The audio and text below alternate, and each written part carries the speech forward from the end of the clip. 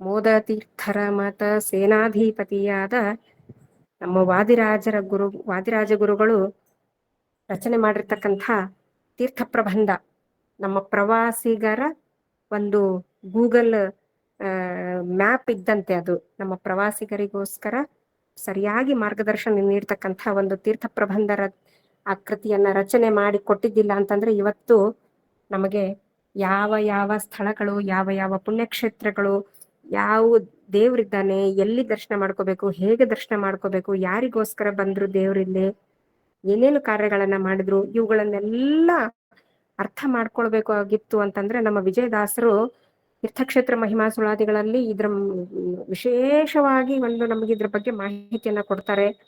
ಅದೇ ರೀತಿ ನಮ್ಮ ವಾದಿರಾಜ ಗುರುಗಳು ಅದೇ ಒಂದು ಮೂಲ ಇಟ್ಕೊಂಡು ನಮ್ಮ ವಿಜಯದಾಸರು ರಚನೆ ಮಾಡಿದ್ದಾರೆ ಅನ್ಕೋಬಹುದು ನಾವು ಅದನ್ನ. ಇದೆಲ್ಲ ವಿಷಯಗಳನ್ನ ನಮಗೆ ಇವತ್ತಿನ ಪ್ರವಚನ ಮಾಲಿಕೆಯಲ್ಲಿ ನಮ್ಮ ರಜತ್ ಅವರು ಎಲ್ಲರಿಗೂ ಪರಿಚಯ ಆಗಿರ್ತಕ್ಕಂಥ ಒಂದು ಸಕ್ಕರೆ ಬೊಂಬೆ ನಮ್ಮ ರಜತ್ ಆಚಾರ್ ಅವರು.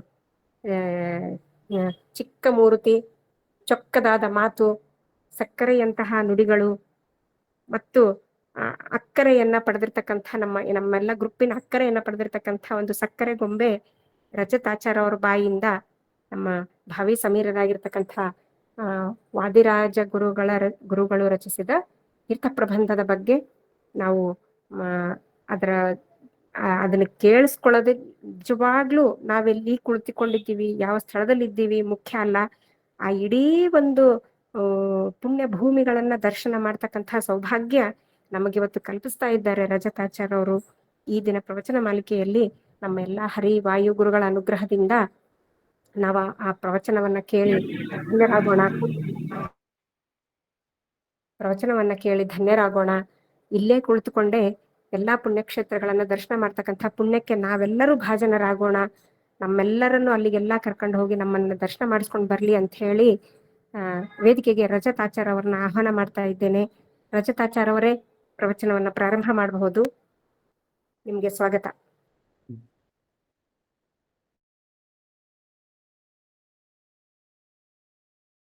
ವಿಜ್ಞಾನ ರೋಚೆ ಪರಿಪೂರಿತಾಂತಹ ಬಾಹ್ಯಾಂಡಕೋಶಂ ಹರಿತೋಪಲಾಭಂ ತರ್ಕಾಭಯೇತಂ ವಿಧಿ ಶರ್ವಪೂರ್ವ ಗೀರ್ವಾಣ ವಿಜ್ಞಾನದಂ ಆನತೋಸ್ಮಿ ವ್ಯಾಸಾಯ ಭವನಾಶಾಯ ಶ್ರೀಶಾಯ ಗುಣರಾಶಯೇ ಹೃದ್ಯಾಯ ಶುದ್ಧ ವಿದ್ಯಾಯ ಮಧ್ವಾಯ ಚ ನಮೋ ನಮಃ.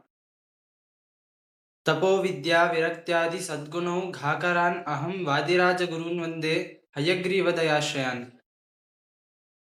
ತಪಸ್ವಾಧ್ಯಾಯ ಶುಶ್ರೂಷಾ ಕೃಷ್ಣ ಪೂಜಾ ರತಂ ಮುನಿಂ ವಿಶ್ವೇಶಂ ಇಷ್ಟದಂ ವಂದೇ ಪರಿವ್ರಾಟ್ ಚಕ್ರವರ್ತಿನಂ.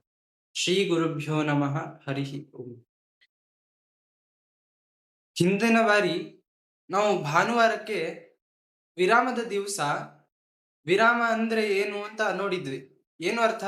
ವಿಶೇಷವಾಗಿ ರಾಮನ ಚಿಂತನೆ ಮಾಡ್ಲಿಕ್ಕಿರುವ ದಿವಸ, ಆದ್ರಿಂದ ಆ ದಿವಸಕ್ಕೆ ವಿರಾಮ ಅಂತ ಕರೆದಿದ್ದೇವೆ ಅಂತ ಹೇಳಿದ್ವಿ. ಹಾಗಾದ್ರೆ ವಿರಾಮ ಅಲ್ವಾ? ಇವತ್ತು ಕೂಡ ನಾವು ಏನ್ ಮಾಡೋಣ ಅಂತಂದ್ರೆ, ಇವತ್ತು ಭಾನುವಾರ ವಿರಾಮ ಅಲ್ವಾ, ವಿಶೇಷವಾಗಿ ರಾಮನ ಚಿಂತನೆಯನ್ನು ಮಾಡ್ಬೇಕು. ರಾಮ ಎಲ್ಲಿದ್ದಾನೆ? ವ್ಯಾಪ್ತವಾಗಿ ಎಲ್ಲೆಡೆ ಇದ್ದಾನೆ. ಹೀಗಿರ್ಬೇಕಾದ್ರೆ ರಾಮನನ್ನ ಹೆಚ್ಚಿನ ಸನ್ನಿಧಾನ ಎಲ್ಲಿ ಅಂತ ಹುಡ್ಕೊಂಡು ಹೋದ್ರೆ ಪುಣ್ಯಕ್ಷೇತ್ರಗಳಲ್ಲಿ ತಾನು ಸನ್ನಿಧಾನವನ್ನು ಮಾಡಿಟ್ಟಿದ್ದಾನೆ. ನಮಗೋಸ್ಕರ ಒಂದು ಧ್ಯಾನದ ಜಾಗ ಅಂತ ಮಾಡಿಟ್ಟಿದ್ದಾನೆ. ಅಲ್ಲೆಲ್ಲ ಸನ್ನಿಧಾನ, ಆ ನೆಲದಲ್ಲೂ ಅಷ್ಟು ಸನ್ನಿಧಾನ ತುಂಬಿಟ್ಟು ಅಲ್ಲಿ ಒಂದು ಮೂರ್ತಿಯಾಗಿ ನಿಂತು ಈ ರೀತಿ ಅನೇಕ ಕ್ಷೇತ್ರಗಳಲ್ಲಿ ತಾನಿದ್ದಾನೆ. ಹಾಗಿರ್ಬೇಕಾದ್ರೆ ಅವನನ್ನ ನೋಡ್ಬೇಕು. ರಾಮನ ಚಿಂತನೆ ಅಂದ್ರೆ ಅವನನ್ನು ನೋಡಿ ಅವನನ್ನ ಧ್ಯಾನ ಮಾಡ್ಬೇಕು ಅಂದ್ರೆ ನೋಡ್ಬೇಕು ಅಂತಂದ್ರೆ ಅಲ್ಲಿಗೆ ಹೋಗ್ಬೇಕು. ಹೇಗ್ ಹೋಗೋದು? ಒಂದು ಭಾನುವಾರ ಸಾಕಾಗ್ತದೆ ಎಲ್ಲ ಕಡೆ ಹೋಗ್ಲಿಕ್ಕೆ ಅಂತಂದ್ರೆ? ಒಂದು ಭಾನುವಾರ ಸಾಲಲ್ಲ, ಅನೇಕ ಭಾನುವಾರಗಳು ಬೇಕು. ಭಾನುವಾರ ಅಲ್ಲ, ನಮಗೆ ಬೇಸಿಗೆ ರಜೆ ತರ ದೀರ್ಘ ರಜೆ ಸಿಕ್ಕರೆ ಸಾಕು. ಆಗ ಮಾತ್ರ ನಾವು, ಅದರಲ್ಲೂ ಅಷ್ಟೇ ಪೂರ್ತಿ ಎಲ್ಲ ಕಡೆ ಹೋಗ್ಲಿಕ್ಕೆ ಆಗೋದಿಲ್ಲ, ಕೆಲವೊಂದು ಭಾಗ ಮಾತ್ರ ಹೋಗ್ಲಿಕ್ಕೆ ಆಗ್ತದೆ. ಹಾಗಿದ್ದಾಗ ನಮ್ಮ ವಾದಿರಾಜರು, ಭಾವಿ ಸಮೀರರು, ದೇವರು ಎಲ್ಲರಿಗೂ ತಲುಪಬೇಕು. ಯಾಕೆ? ದೇವರನ್ನ ಸೇವಿಸಿದ್ರೆ ಆನಂದ ಕೊಡ್ತಾನೆ. ಆ ಆನಂದ ಮುಕ್ತಿಯನ್ನು ಕೊಡ್ತಾನೆ ಅವನು. ಮುಕ್ತಿಯಲ್ಲಿ ನಮ್ಮ ಸುಖ ಅಂದ್ರೆ ನಮ್ಮ ಸ್ವರೂಪದ ಆನಂದದ ಅನುಭವ ಆಗ್ಬೇಕು ಎಲ್ಲರಿಗೂ. ಈ ಕರುಣೆಯನ್ನು ಇಟ್ಕೊಂಡು ವಾದಿರಾಜರು ಅವರು ತಾವು ಸಂಚಾರ ಮಾಡ್ತಾ ಕ್ಷೇತ್ರಗಳಲ್ಲಿ ದೇವರನ್ನ ವರ್ಣಿಸ್ತಾ ಹೋಗಿದ್ದಾರೆ. ಆದ್ರೆ ಆ ವರ್ಣಿಸಿದ್ರಿಂದ, ಸ್ತೋತ್ರ ಮಾಡಿದ್ರಿಂದ ನಮಗಾಗಬೇಕಾದ ಪ್ರಯೋಜನ ಏನು? ದೇವರು ನಮಗೆ ಅದನ್ನ ಕೇಳಿದಾಗ ಪ್ರಸನ್ನ ಆಗಿ, ಅದನ್ನು ಕೇಳ್ತಾ ಇದ್ದೇವೆ ಅಂತಲೇ ದೇವರು ಗೊತ್ತಾದಾಗ ಅವನು ಪ್ರಸನ್ನನಾಗಿ ಆನಂದವನ್ನು ಕೊಡ್ತಾನೆ. ಆನಂದವನ್ನು ಕೊಡ್ತಾನೆ. ಎಂತ ಆನಂದ? ನಮ್ಮ ಸ್ವರೂಪದಲ್ಲಿ ಯೋಗ್ಯವಾದ ಆನಂದ ಯಾವುದಿದೆಯೋ ಅದನ್ನ ಕೊಡ್ತಾನೆ. ಅಂದ್ರೆ ಮುಕ್ತಿಯನ್ನು ಕೊಡ್ತಾನೆ. ಹಾಗಾದ್ರೆ ಕ್ಷೇತ್ರಗಳ ಸಂದರ್ಶನ ಮಾಡ್ಬೇಕು. ದೇವರನ್ನ ಅಲ್ಲೆಲ್ಲ ಚಿಂತಿಸ್ಬೇಕು. ಅಲ್ಲಿಯ ರೂಪಗಳನ್ನು ನೋಡ್ಬೇಕು. ಒಂದು ಭಾನುವಾರ ಸಾಲುವುದಿಲ್ಲ. ಒಂದು ಬೇಸಿಗೆ ರಜೆ ತರ ದೀರ್ಘ ರಜೆಯು ಸಾಲುವುದಿಲ್ಲ. ಹಾಗಾದ್ರೆ ಏನ್ ಮಾಡ್ಬೇಕು ಅಂತಂದ್ರೆ, ನಮ್ಮ ರಾಜರು ಅದಕ್ಕೋಸ್ಕರನೇ ಒಂದು ಗ್ರಂಥವನ್ನ ರಚಿಸಿಕೊಟ್ಟಿದ್ದಾರೆ ಈಗ, ತೀರ್ಥ ಪ್ರಬಂಧ ಅಂತ. ಎಲ್ಲ ಕ್ಷೇತ್ರಗಳನ್ನ ತಾವು ಸಂಚಾರ ಮಾಡ್ತಾ ಮಾಡ್ತಾ ಅಲ್ಲಿ ದೇವರನ್ನು ವರ್ಣಿಸಿ ಎಲ್ಲವನ್ನು ಕಣ್ಮುಂದೆ ತರುವಂತೆ ದೇವರು ಅಲ್ಲಿರುವ ಏನೇನು ಉಂಟು ವಿಶೇಷ ಎಲ್ಲವನ್ನು ವರ್ಣಿಸಿದ್ದಾರೆ. ಆ ಎಲ್ಲ ವಿಶೇಷವನ್ನ ನಾವು ಇಲ್ಲಿ ಕೂತಾಗ ಕಣ್ಣು ಮುಚ್ಚಿಕೊಂಡು ಆ ಶ್ಲೋಕವನ್ನು ಕೇಳ್ತಾ ಹೋದ್ರೆ ನಮ್ಮ ಕಣ್ಣು ಮುಂದೆ ಬರುವಂತೆ ಮಾಡಿಟ್ಟಿದ್ದಾರೆ. ಆ ಕ್ಷೇತ್ರಗಳನ್ನ ಇಲ್ಲಿ ಕೂತ ನೋಡಿದಾಗ್ಲೇ ದೇವರು ನೋಡಿ ಎಷ್ಟು ಕರುಣೆ ಅಂತ, ಕೂತಲ್ಲೇ ಚಿಂತಿಸಿದ್ರು ಸಾಕು ಎಷ್ಟು ಫಲ, ಆ ಕ್ಷೇತ್ರಕ್ಕೆ ಹೋಗಿ ಬಂದ ಫಲವನ್ನೂ ಕೊಡ್ತಾನೆ. ನೋಡಿ, ಕಾಶಿಗೆ ಹೋಗ್ಬೇಕು, ಕಾಶಿಯಲ್ಲಿ ಮರಣ ಆಗ್ಬೇಕು ಎಲ್ಲ ಹೇಳ್ತಾರೆ. ಆದ್ರೆ ಹೋಗ್ಲಿಕ್ಕೆ ಆಗುದಿಲ್ಲ, ಹೀಗೆಲ್ಲ ಇರ್ತದೆ. ಅದಕ್ಕೆ ವಾಕ್ಯ ಏನು, ಅಹಂ ಕಾಶಿ ಗಮಿಷ್ಯಾಮಿ ಅಂತ ಆ ಶ್ಲೋಕ ಹೇಳ್ತದೆ. ಏನು, ಕಾಶಿ ಹೋಗ್ತೇನೆ ಹೋಗ್ತೇನೆ ಅಂತ ಒಂದು ಬಾಯಲ್ಲಿ ಹೇಳಿ ಸಾಕು, ಆ ಅಲ್ಲಿ ಹೋದ ಪುಣ್ಯವನ್ನು ಕೊಡ್ತೇನೆ, ಆ ಪುಣ್ಯ ಬರ್ತದೆ ಅಂತ ಹೇಳ್ತದೆ ಆ ಶ್ಲೋಕ. ಹಾಗೆ ರಾಜರು ಎಲ್ಲ ಕ್ಷೇತ್ರವೂ ಹಾಗೆ ತಮ್ಮ ಅಲ್ಲಿ ಬರ್ತೇನೆ, ನಿಮ್ಮ ಕ್ಷೇತ್ರಕ್ಕೆ ಬರ್ತೇನೆ ಅಂತ ಒಂದು ಮನಸ್ಸು ಮಾಡಿದ್ರೆ ಆ ಕ್ಷೇತ್ರಗಳಲ್ಲಿ ನಿಂತ ಪರಮಾತ್ಮ ಬೇಗ ಬರುವಂತೆ ಮಾಡ್ತಾನೆ, ಅಲ್ಲಿ ಹೋಗುವಂತೆ ಮಾಡ್ತಾನೆ. ಹಾಗೆ ಆ ಕ್ಷೇತ್ರದ ಚಿಂತನೆಯನ್ನು ಕಣ್ಣು ಮುಂದೆ ತಂದುಕೊಡ್ಲಿಕ್ಕೆ ವಾದರಾಜರು ಅನುಗ್ರಹ ಮಾಡಿದ್ದಾರೆ. ಅಂತ ತೀರ್ಥ ಪ್ರಬಂಧವನ್ನ ಆರಂಭ ಮಾಡ್ತಾ ನೋಡ್ತಾ ಹೋಗೋಣ. ಏನಂತಂದ್ರೆ, ಯಾವುದೇ ಒಂದು ಗ್ರಂಥ ಆರಂಭ ಮಾಡ್ಬೇಕಾದ್ರೆ ಏನು ಅಂತಂದ್ರೆ ಒಂದು ಮಂಗಳಾಚರಣೆ ಅಂತ. ಯಾಕೆ ಅಂತಂದ್ರೆ, ನಾವು ಮದುವೆ ಮನೆಯಲ್ಲೆಲ್ಲ ನೋಡ್ತೇವೆ ನಾಂದಿ ಅಂತ ಮಾಡ್ತಾರೆ. ಯಾವುದಕ್ಕೋಸ್ಕರ?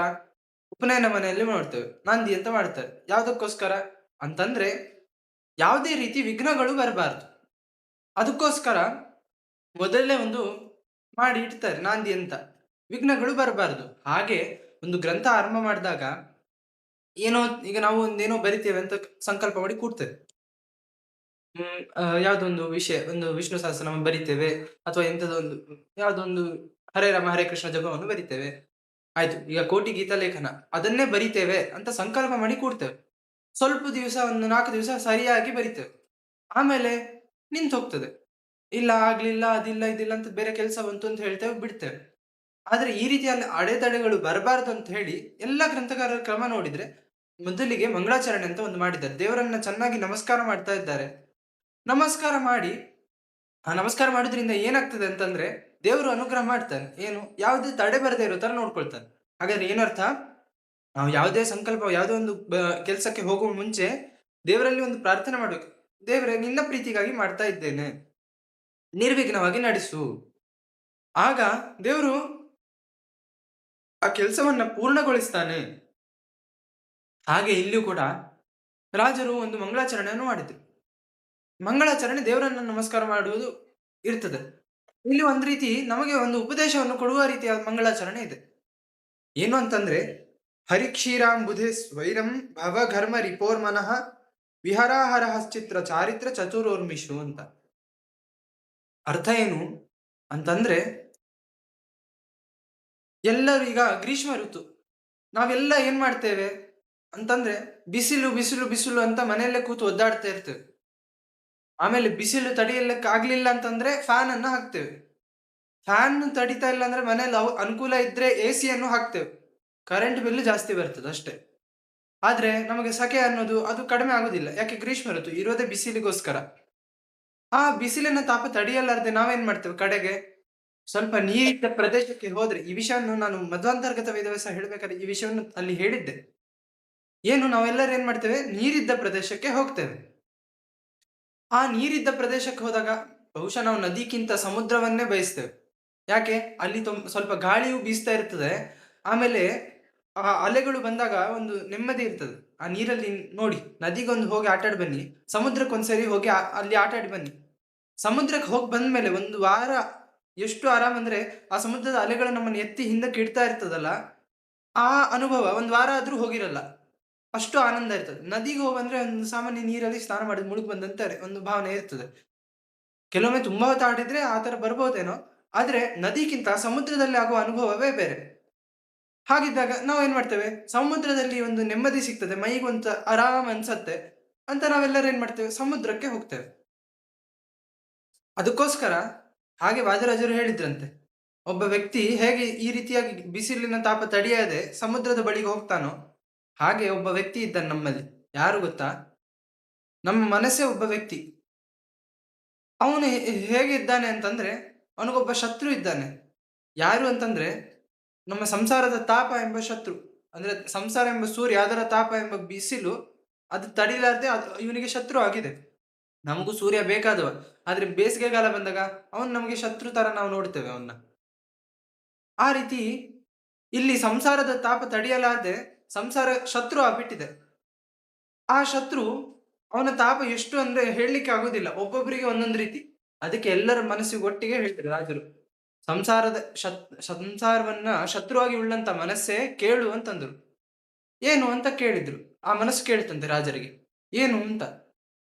ರಾಜರು ಹೇಳಿದ್ರು, ನಿಂಗೆ ಸಂಸಾರದ ತಾಪ ಜಾಸ್ತಿ ಆಗಿದ್ದಕ್ಕೆ ನಾನು ಆ ರೀತಿ ಕರೆದದ್ದು. ಏನು, ಸಂಸಾರದ ಶತ್ರು ಆದ ನೀನು ಅಂತ. ಹಾ, ಸಂಸಾರ ತಾಪ ನಿನಗೆ ಶತ್ರು ಆಗಿದೆ. ಅಂತಹ ನೀನು ಅಂತ ನಾನು ಅದಕ್ಕೋಸ್ಕರ ಕರೆದಿದ್ದೇನೆ. ಹಾಗಾದ್ರೆ ನನ್ನ ಕಷ್ಟ ನಿಮ್ಗೆ ಗೊತ್ತು. ಸಂಸಾರದ ತಾಪ ನನಗೆ ತಡಿಲಿಕ್ಕಾಗ್ತಿಲ್ಲ ಅಂತ. ಅದಕ್ಕೆ ನಾನು ಏನ್ ಮಾಡ್ಲಿ, ಪರಿಹಾರ ಹೇಳಿ ಅಂತ ವಾದಿರಾಜರಿಗೆ ಕೇಳ್ತಾ ಇದ್ದೆ ಆ ಮನಸ್ಸು. ರಾಜರು ಹೇಳಿದ್ರಂತೆ, ಸಮುದ್ರಕ್ಕೆ ಹೋಗು. ಸಮುದ್ರಕ್ಕೆ ಹೋಗೋಣ ಅಂದ್ರೆ ಅಲ್ಲಿ ಉಪ್ಪು ನೀರು. ಮೈಗೆಲ್ಲ ಒಂಥರ ಆಮೇಲೆ ತುರಿಕೆ. ಏನ್ ಮಾಡೋದು ಅಂತಂದ್ರೆ, ಅದಕ್ಕೆ ಹೇಳಿದ್ರು. ನಾನು ಆ ಸಮುದ್ರ ಹೇಳಿದ್ದಲ್ಲ ಅಂದ್ರು ರಾಜರು. ಯಾವ ಸಮುದ್ರ ಅಂತಂದ್ರೆ, ಹರಿಕ್ಷೀರಾಂಬುಧಿ, ಕೃಷ್ಣನೆಂಬ ಕ್ಷೀರ ಸಮುದ್ರ. ಕ್ಷೀರ ಅನ್ನೋದು ನೆಮ್ಮದಿ ಕೊಡುವಂತದ್ದು ಅಂತ ಹೇಳಿದ್ದೇನೆ ಹಿಂದಿನ ಬಾರಿ. ನಮಗೆ ಗೊತ್ತು. ಅದೇ ಉಪವಾಸ ಮಾಡಿದಾಗ ತಡಿಲಿಕ್ಕೆ ಆಗದೇ ಇದ್ದಾಗ ಹಾಲನ್ನು ಕುಡಿದಾಗ ಒಂದು ನೆಮ್ಮದಿ ಆಗ್ತದೆ, ಹಿತ ಆಗ್ತದೆ. ತುಂಬಾ ಹೊತ್ತು ಏನೋ ಕೆಲಸದಲ್ಲಿದ್ದಾಗ ಆಹಾರ ತಿನ್ಲಿಕ್ಕೆ ಸಿಗ್ತಾ ಇಲ್ಲ, ಈ ಸದ್ಯಕ್ಕೆ ಇನ್ನೂ ಸ್ವಲ್ಪ ತಡ ಇದೆ ಅಡಿಗೆಗೆ, ಆಗೇನ್ ಮಾಡ್ತೇವೆ, ಹಾಲನ್ನ ಕುಡಿತೇವೆ. ಹಾಲು ಕುಡಿದಾಗ ನೆಮ್ಮದಿ ಆಗ್ತದೆ. ಹಾಗೆ ಕೃಷ್ಣ ನೆಮ್ಮದಿ ಕೊಡುವವ. ಆದ್ರಿಂದ ಕ್ಷೀರ ಸಾಗರವೇ ಕೃಷ್ಣ ಅಂತಂದ್ರು. ಅಂದ್ರೆ ನೆಮ್ಮದಿಯ ಸಾಗರ ಅಂತಂದ್ರು. ಹಾಗೆ ಅಂತ ಸಮುದ್ರಕ್ಕೆ ಹೋಗು ಅಂತ. ಅಲ್ಲಿ ಹೋಗಿ ಏನ್ ಮಾಡ್ಬೇಕು ಅಂತ ಕೇಳಿದ್ರು. ಆಟ ಆಡು ಅಂತಂದ್ರು. ಎಲ್ಲಿ ಆಟ ಆಡ್ಬೇಕು, ಅಲ್ಲೂ ಅಲೆಗಳು ಉಂಟಾ ಅಂತಂದ್ರು. ಹೌದು ಉಂಟು ಅಂತಂದ್ರು. ಯಾವುದು ಅಂತಂದ್ರೆ, ಚಾರಿತ್ರ್ಯ ಚತುರೋರ್ಮಿಷು ಅಂತಂದ್ರು. ಅಂದ್ರೆ ಕೃಷ್ಣನ ಲೀಲೆಗಳು ಉಂಟಲ್ಲ, ಅದೇ ಒಂದೊಂದು ಅಲೆಗಳು. ಅದು ಹೇಗಿದೆ, ಚಿತ್ರ ಅಂತಂದ್ರು. ಅಂದ್ರೆ ಭಾರಿ ವಿಚಿತ್ರ ಅದು. ಒಮ್ಮೆ ಚಿಕ್ಕದು, ಒಮ್ಮೆ ದೊಡ್ಡದ್ದು ಅಂತ. ಈಗ ಸಮುದ್ರದ ಅಲೆ ಹೇಗೆ ಬರುತ್ತೆ, ಒಮ್ಮೆ ಚಿಕ್ಕ ಚಿಕ್ಕ ಅಲೆಗಳು ಬರ್ತದೆ, ಒಮ್ಮೊಮ್ಮೆ ನೋಡಿದ್ರೆ ದೊಡ್ಡ ದೊಡ್ಡ ಅಲೆ, ಕಲ್ಪನೆಗೂ ಬರದೇ ಇರುವಷ್ಟು ದೊಡ್ಡ ಅಲೆ. ಹಾಗೆ ಕೃಷ್ಣನ ಲೀಲೆಗಳೆಂಬ ಅಲೆ ನೋಡಿ, ಚಿಕ್ಕ ಲೀಲೆ ಯಾವುದು, ನೋಡೋಣ. ಈಗ ಯಶೋದೆಗೆ ಬಾಯಿಯನ್ನು ತೆರೆದು ಇಡೀ ಬ್ರಹ್ಮಾಂಡವನ್ನೆಲ್ಲ ತೋರಿಸಿದ. ಆ ಲೀಲೆ ನಮಗೆ ವೇದವ್ಯಾಸರು ಹೇಳಿದ್ರು ಗೊತ್ತಾಯ್ತು. ಇಲ್ಲದಿದ್ರೆ ಗೊತ್ತೇ ಆಗ್ತಿರಲಿಲ್ಲ. ಅವಳಿಗೆ ಅನುಗ್ರಹ ಮಾಡಿದ್ದು ಅದು ಚಿಕ್ಕದು ಅಂತ ಪರಿಗಣನೆ ಮಾಡೋಣ. ಚಿಕ್ಕದು ಯಾವುದು ಅಲ್ಲ, ಆದ್ರೆ ಚಿಕ್ಕದು ಅಂತ ಲೆಕ್ಕಿಸೋಣ. ಈಗ ವಿಶ್ವರೂಪ ತೋರಿಸಿದ್ದು ಅರ್ಜುನನಿಗೆ, ಅದು ದೊಡ್ಡ ಅಲೆ ಅಂತ ತಿಳಿಯೋಣ. ಹಾಗೆ ಕೃಷ್ಣನ ಮಹಿಮೆ ಹೇಗೆ ಚಿಕ್ಕದು ದೊಡ್ಡದು ಅಂತ ನಾವು ಲೆಕ್ಕ ಮಾಡ್ತೇವಲ್ಲ, ಹಾಗೆ ಅಲೆಗಳು ಅಲ್ಲಿ ಚಿತ್ರ ಒಂದು ಒಂದಂತ ಇನ್ನೊಂದು ಇರುವುದಿಲ್ಲ. ಒಂದೊಂದು ಲೀಲೆಗಳು ಒಂದೊಂದು ರೀತಿ. ಅಂತಹ ಅಲೆಗಳು, ಕೃಷ್ಣನ ಲೀಲೆಗಳೆಂಬ ಅಲೆಗಳು. ಅಲ್ಲಿ ಹೋಗಿ ಆಟ ಆಡು. ಎಷ್ಟು ದಿವಸ, ಎಷ್ಟೊತ್ತು, ನಂಗೆ ನೆಮ್ಮದಿ ಬೇಕಲ್ವಾ, ಎಷ್ಟೊತ್ತು ಅಂತಂದ್ರೆ ಪ್ರತಿ ದಿವಸ ಆಟ ಆಡು. ಅದಕ್ಕೆ ವಾದಿರಾಜರು ಹೇಳಿದ್ರಂತೆ, ಸ್ವೈರಂ ಅಂತಾನೂ ಹೇಳಿದ್ರು. ನೀನಾಗೆ ಹೋಗು, ನಾನು ಹೇಳಿ ಕಳಿಸೋದಲ್ಲ, ನೀನಾಗೆ ಹೋಗು ಅಂತ. ಈಗ ನಾವು ಮಗು ಚಿಕ್ಕದಿರ್ತದೆ, ಚಿಕ್ಕದಿದ್ದಾಗ ಹೀಗ್ ಮಾಡು ಮಾಡು ಮಾಡು ಅಂತ ಹೇಳ್ತೇವೆ. ದೊಡ್ಡವನಾದ್ಮೇಲೂ ಹೇಳ್ಕೊಡ್ಬೇಕಾ ನಿಂಗೆ ಅಂತ ನಾವು ಕೇಳ್ತೇವಲ್ವಾ. ಹಾಗೆ ವಾದಿರಾಜರು ಹೇಳಿದ್ರು. ಏನು ಅಂತಂದ್ರೆ, ಮನಸ್ಸು ನೀನು ದೊಡ್ಡವನಾಗಿದ್ದಿ, ಅಂದ್ರೆ ಮನಸ್ಸು ದೊಡ್ಡದು ಎಲ್ಲರದು ಅಂತ. ಆ ದೊಡ್ಡ ಮನಸ್ಸಿಗೆ ಕೃಷ್ಣನ ಚಿಂತನೆ, ದೊಡ್ಡ ಕೃಷ್ಣ, ವ್ಯಾಪ್ತನಾದ ಕೃಷ್ಣನ ಚಿಂತನೆ ಬೇಕಲ್ವಾ. ಅದಕ್ಕೆ ತಾನು ವಿಸ್ತಾರ ಆಗ್ಬೇಕು. ಯಾರಿಗೂ ಹೀಗೆ ಹಾಗೆ ಅಂತ ಅನ್ಯಾಯ ಮಾಡಬಾರ್ದು. ಹಾಗಾದ್ರೆ ಮನಸ್ಸು ದೊಡ್ಡದಾಗಬೇಕು ಮೊದಲು. ಮನಸ್ಸು ದೊಡ್ಡದಾಯ್ತಂದ್ರೆ ಇದೆಲ್ಲ ಅರ್ಥ ಆಗ್ತದೆ ವಾದಿರಾಜರ ಮಾತು. ಏನು, ನೀನಾಗೆ ತಿಳಿದುಕೊಂಡು ದಿನನಿತ್ಯ ಏನು ಮಾಡು, ಕೃಷ್ಣನ ಲೀಲೆಗಳೆಂಬ ಅಲೆಗಳಿಂದ ಕೂಡಿದಂತಹ ಆ ಕೃಷ್ಣ ಸಮುದ್ರಕ್ಕೆ ಹೋಗಿ ಪ್ರತಿ ದಿವಸ ಆಟ ಆಡು. ಅಂದ್ರೆ ಕೃಷ್ಣನ ಮಹಿಮೆಯನ್ನು ಸ್ತೋತ್ರ ಮಾಡುತ್ತಾ ಮಂಗಳಾಚರಣೆಯನ್ನು ಮಾಡಿದ್ದಾರೆ. ನೆಮ್ಮದಿ ಕೊಡುವವ ಅಂತ ಒಂದು ರೀತಿಯ ಚಿಂತನೆಯನ್ನು ಕೊಡ್ತಾ ಇದ್ದಾರೆ ರಾಜರು. ನಂತರ ಕೃಷ್ಣನನ್ನು ಸ್ತೋತ್ರ ಮಾಡಿದ್ರು. ಈಗ ಕೃಷ್ಣ ಆದ ಕೂಡಲೇ ಕೃಷ್ಣನಕ್ಕಿಂತ ಬೇರೆ ಅಲ್ಲದಂತ ಹಯಗ್ರೀವ, ಅಂದ್ರೆ ತಾವು ನಿತ್ಯ ಉಪಾಸನೆ ಮಾಡುವಂತ ರೂಪ. ಯಾದಕ್ಕೋಸ್ಕರ ಹಯ, ಹಯ ಅಂದ್ರೆ ಕುದುರೆ, ಹಯಗ್ರೀವ ಅಂದ್ರೆ ಕುದುರೆ ತಲೆ ಉಳ್ಳವ ಅಂತ, ಗ್ರೀವ ಅಂದ್ರೆ ಕುತ್ತಿಗೆ. ಅವನನ್ನ ಯಾಕೆ ಚಿಂತಿಸ್ಬೇಕು? ಇದು ಮುಂದಿನ ಎಲ್ಲ ಗ್ರಂಥವನ್ನ ತಮ್ಮ ಜ್ಞಾನದ ಬಲದಿಂದ ಹೇಳುವರಿದ್ದಾರೆ. ಆಮೇಲೆ ತಮ್ಮ ಉಪಾಸ್ಯ ರೂಪ ಹಯಗ್ರೀವ. ಆ ಹಯಗ್ರೀವನ ಸ್ತೋತ್ರ ಮಾಡುವ ಮೂಲಕ, ಹಯ ಅಂದ್ರೆ ಕುದುರೆ, ಕುದುರೆ ಜ್ಞಾನದ ಸಂಕೇತ. ಆದ್ರಿಂದ ಜ್ಞಾನದ ಬಲ ಬೇಕು. ಆದ್ರಿಂದ ಹಯಗ್ರೀವ ದೇವರನ್ನು ಸ್ತೋತ್ರ ಮಾಡಿ ಒಂದು ಪ್ರಾರ್ಥನೆಯನ್ನು ಮಾಡ್ತಾ ಇದ್ದಾರೆ. ಏನಂತಂದ್ರೆ, ಹಯಗ್ರೀವ ದಯಾ ಸಿಂಧು ರಂಧೂಕೃತ ಭವಾಂಬುಧಿ ಪ್ರಬಂಧಂ ಅಪ್ರತಿದ್ವಂದ್ವಂ ಕರೋತ್ವೇನ ಮನೇನಸಂ. ಏನರ್ಥ ಅಂತಂದ್ರೆ, ಆ ಹಯಗ್ರೀವ, ನಾವು ಎಷ್ಟು ಮೂರ್ಖರು ಅಂತಂದ್ರೆ, ನಾವು ಕೂಪಮಂಡುಕ ಇದ್ದಂತೆ ಇದ್ದೇವೆ. ಕೂಪಮಂಡುಕ ಅಂದ್ರೆ ಏನು ಅಂತಂದ್ರೆ, ಅಂದ್ರೆ ಬಾವಿಯಲ್ಲಿ ಕಪ್ಪೆ ಇರ್ತದೆ. ಮಂಡೂಕ ಅಂದ್ರೆ ಕಪ್ಪೆ, ಕೂಪ ಅಂದ್ರೆ ಬಾವಿ. ಬಾವಿಯಲ್ಲಿ ಒಂದು ಕಪ್ಪೆ ಇರ್ತದೆ. ಕಪ್ಪೆ ಏನ್ ಮಾಡ್ತದೆ? ಇಡೀ ಬಾವಿಯನ್ನು ನೋಡಿದಾಗ ಇದೇ ಒಂದು ದೊಡ್ಡ ಜಗತ್ತು, ಇದಕ್ಕಿಂತ ದೊಡ್ಡದು ಇನ್ನೊಂದು ಇರಲ್ಲ ಅಂತ ಹೇಳಿ ಅದಕ್ಕೊಂದು ಕಲ್ಪನೆ ಇರ್ತದೆ. ಹಾಗಿದ್ದೇವೆ ನಾವು ಸಂಸಾರದ ಬಾವಿಯಲ್ಲಿ ಸಿಕ್ಕು ಬಿದ್ದು, ಸಂಸಾರ ಸಾಗರ ಅಂತ ದೊಡ್ಡ ಹೆಸರು ಕೊಡ್ತಾ ಇದ್ದೇವೆ ಅದಕ್ಕೆ. ಆ ಸಾಗರ, ಅದಕ್ಕಿಂತ ದೊಡ್ಡದು ಒಂದು ಸಾಗರ ಇದೆ, ನಮಗೆ ಅದು ಗೊತ್ತೇ ಇಲ್ಲ. ರಾಜರು ಅದಕ್ಕೆ ಹೇಳಿದ್ರು ಹಯಗ್ರೀವ ದಯಾ ಸಿಂಧು. ಹಯಗ್ರೀವ ಎಂಬ ಕರುಣಾ ಸಾಗರ ಒಂದಿದೆ.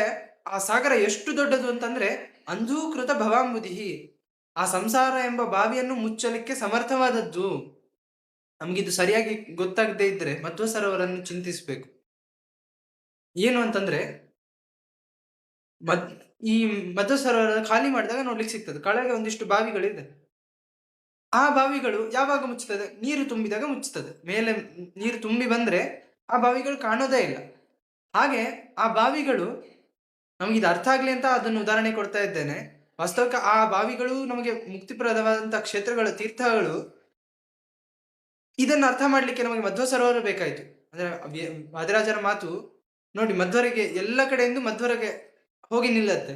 ಹಾಗೆ ಈ ಉದಾಹರಣೆಯು ಕೂಡ ನೋಡಿ, ನಮ್ಮನ್ನು ಮಧ್ವ ಸರೋವರಕ್ಕೆ ತೆಗೆದುಕೊಂಡು ಹೋಗಿದೆ, ಮಧ್ವರ ಹತ್ತಿರವೇ ಕರೆದುಕೊಂಡು ಹೋಗಿದೆ. ಹಾಗೆ ಆ ಬಾವಿ, ಚಿಕ್ಕ ಚಿಕ್ಕ ಬಾವಿಗಳು ಕೆಳಗಿದೆ, ಅದು ನೀರು ತುಂಬಿದಾಗ ಮುಚ್ಚಿ ಹೋಗ್ತದೆ. ಹಾಗೆ ಅದು ಸಂಸಾರ ಬಾವಿ ಅಂತ ಚಿಂತಿಸೋಣ. ಆ ಬಾವಿ ಯಾವಾಗ ಮುಚ್ಚುತ್ತದೆ? ಮೇಲೆ ಕೃಷ್ಣನ ದಯೆ ಎಂಬ ನೀರು ತುಂಬಿದ್ರೆ. ಕೇಳಿಸ್ತಾ ಇಲ್ಲ. ಕೇಳ್ತಿಲ್ವಾ? ಈಗ ಇಲ್ಲ ಇಲ್ಲ, ಕೇಳ್ತಾ ಇದೆ, ಕೇಳಿಸ್ತದೆ, ಹೇಳ್ರಿ. ಏನೋ ಪ್ರಾಬ್ಲಮ್ ಇರಬೇಕು. ಹಾ, ಆ ರೀತಿ ಇದ್ದಾಗ ಕೃಷ್ಣನ ಆ ಉಡುಪಿಯಲ್ಲಿರುವಂತಹ ಸರೋವರ, ಆ ಕೆಳಗಡೆ ಬಾವಿ ಮುಚ್ಚಿದ್ದು, ಮೇಲೆ ನೀರು ಬಂದಾಗ, ಹಾಗೆ ಹಯಗ್ರೀವ ದೇವರ ದಯೆ, ಆ ನೀರು ತುಂಬಿದ್ರೆ ನಮ್ಮ ಸಂಸಾರ ಎಂಬ ಬಾವಿಯು ಮುಚ್ಚಿ ಹೋಗ್ತದೆ. ಅಂಧೂಕೃತ ಭವಾಂಬುಧಿ, ಸಂಸಾರ ಎಂಬ ಬಾವಿಯನ್ನು ಮುಚ್ಚುವ ಸಾಮರ್ಥ್ಯ ನಿನ್ನ ಕರುಣಾ ಸಾಗರಕ್ಕಿದೆ, ಅಂದ್ರೆ ನಿನಗಿದೆ ಅಂತ. ಕರುಣಾ ಸಾಗರ ಯಾರು? ದೇವರೇ, ಹಯಗ್ರೀವ ದೇವರು. ನಿನ್ನ ಕರುಣೆ, ಈಗ ಕರುಣೆ ಬೇಕು, ದೇವರ ಕರುಣೆ ಬೇಕು. ಯಾವುದಕ್ಕೋಸ್ಕರ ಮುಂದೆ ಹೇಳ್ತಾರೆ, ನಿನ್ನ ಕರುಣೆ ಯಾವುದಕ್ಕೋಸ್ಕರ ಅಂತಂದ್ರೆ, ನಾನು ಒಂದು ಗ್ರಂಥ ಬರೀತಾ ಇದ್ದೇನೆ. ಯಾವ ಗ್ರಂಥ ಅಂದ್ರೆ ತೀರ್ಥ ಪ್ರಬಂಧ ಅಂತ ಒಂದು ಗ್ರಂಥ, ಎಲ್ಲ ಕ್ಷೇತ್ರವನ್ನು ಹೇಳುವಂತ ಗ್ರಂಥ. ಅಂತ ಗ್ರಂಥ, ಅದಕ್ಕೆ ಸದೃಶವಾದ ಇನ್ನೊಂದು ಗ್ರಂಥ ಕೇಳಿಸ್ತಾ ಇಲ್ಲ ಆಚಾರ್ಯ. ಹಾ, ಗಂಗಾಮಮ್ಮಿ, ನಿಮ್ ಫೋನ್ ಪ್ರಾಬ್ಲಮ್ ಇರ್ಬೇಕು ನೋಡ್ರಿ, ನಮ್ಗೆ ಕೇಳ್ತಾ ಇದೆ. ಎಲ್ಲರಿಗೂ ಕೇಳಿಸ್ಲಿಕ್ಕೆ. ನಮಗೂ ಕೇಳಿಸ್ತಾ ಇದ್ದಾರೆ.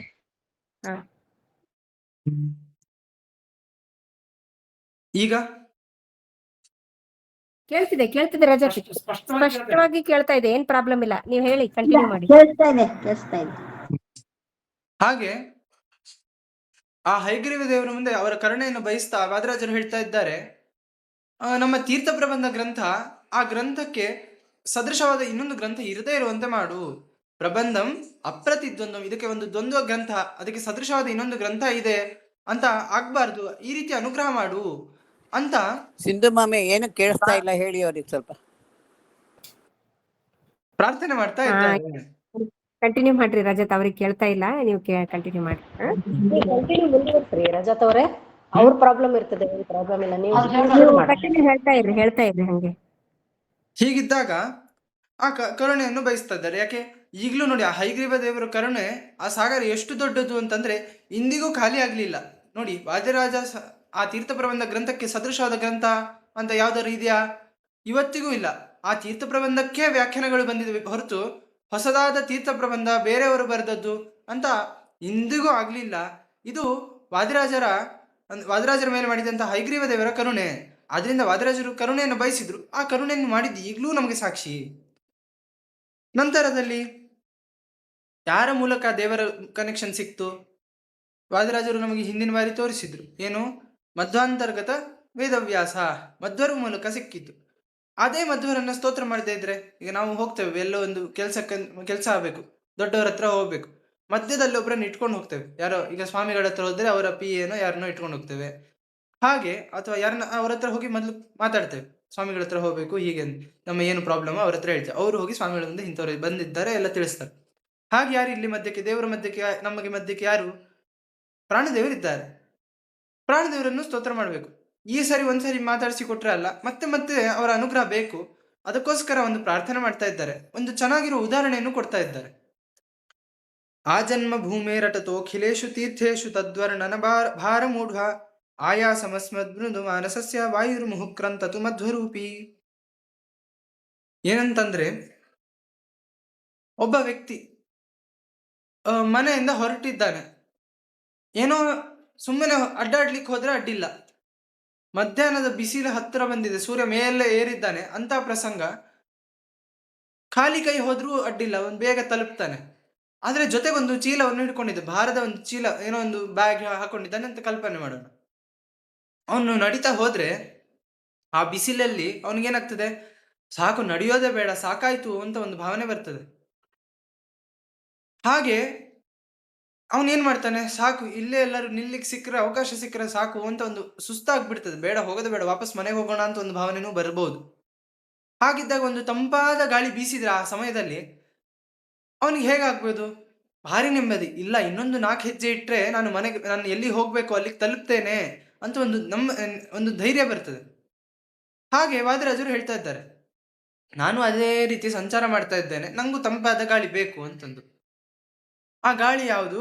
ಏನು ಭಾರ, ಏನು ಹೊತ್ತಿದ್ದೇನೆ ಅಂತಂದ್ರೆ ವಾದರಾಜರು ಹೇಳ್ತಾರೆ, ಆ ಜನ್ಮಭೂಮಿ, ನನ್ನ ಜನ್ಮಭೂಮಿ ಪರಶುರಾಮ ಕ್ಷೇತ್ರ.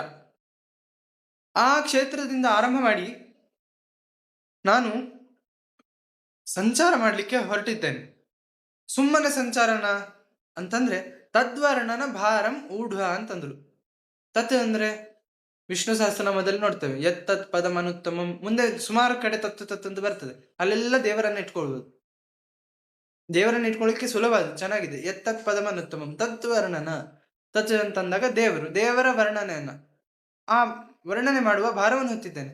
ನೋಡಿ, ದೇವರನ್ನು ನಾನೇ ವರ್ಣಿಸ್ತೇನೆ ಅಂತ ಅಂದ್ಬಿಟ್ಟಿದ್ರೆ ಆಗ್ತಾ ಇರಲಿಲ್ಲ. ರಾಜರು ಅದಕ್ಕೆ ನಮಗೂ ಹಾಕೊಟ್ಟ ಮಾತು ಏನು, ನಾವು ದೇವರು ಸ್ತೋತ್ರ ಮಾಡ್ತೇವೆ ಅಂತ ನಾವು ಏನೋ ಒಂದು ಹೊರಡ್ತೇವೆ, ಆದ್ರೆ ಆಗುದಿಲ್ಲ. ಯಾಕಾಗುದಿಲ್ಲ? ಮಧ್ವರ ಚಿಂತನೆಯನ್ನು ನಾವು ಬಿಟ್ಬಿಡ್ತೇವೆ, ಅದರಿಂದ ಆಗುದಿಲ್ಲ.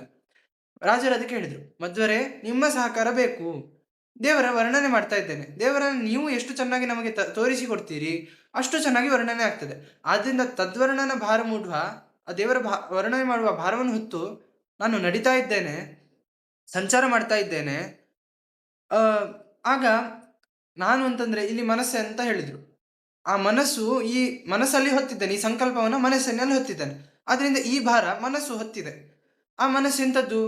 ನೀನು ರಕ್ಷಕ ಅಂತ ನಂಬಿ ತುಂಬಾ ಮೃದು ಅದು. ಈಗ ಕೆಲವೊಮ್ಮೆ ಇರ್ತದೆ ನೋಡಿ, ಮನೆಯಲ್ಲಿ ಅಮ್ಮಪ್ಪ ಅತಿ ಮುದ್ದು ಮಾಡಿದ ಮಕ್ಕಳು ಹೇಗಿರ್ತಾರೆ, ಏನ್ ಮಾಡ್ಲಿಕ್ಕೂ ಬರುದಿಲ್ಲ. ಹಾಗೆ ನಮಗೆ ರಕ್ಷಣೆ ಮಾಡಿ ಮಾಡಿ ನಮ್ಮ ಮನಸ್ಸು ಹೇಗಂದ್ರೆ, ನೀನು ರಕ್ಷಿಸ್ತಿ ಅಂತ ಒಂದು ಧೈರ್ಯದಲ್ಲಿ ತುಂಬಾ ಮೃದು ಆಗಿದೆ. ನೀನು ರಕ್ಷಣೆ ಮಾಡ್ತಿ ಅಂತ ಹೇಳಿ ನಮಗೆ ಅದು ಎಷ್ಟು ಸಿದ್ಧ ಅಂತಂದ್ರೆ ನಮ್ಮ ಮನಸ್ಸು ತುಂಬಾ ಮೃದು ಆಗಿದೆ.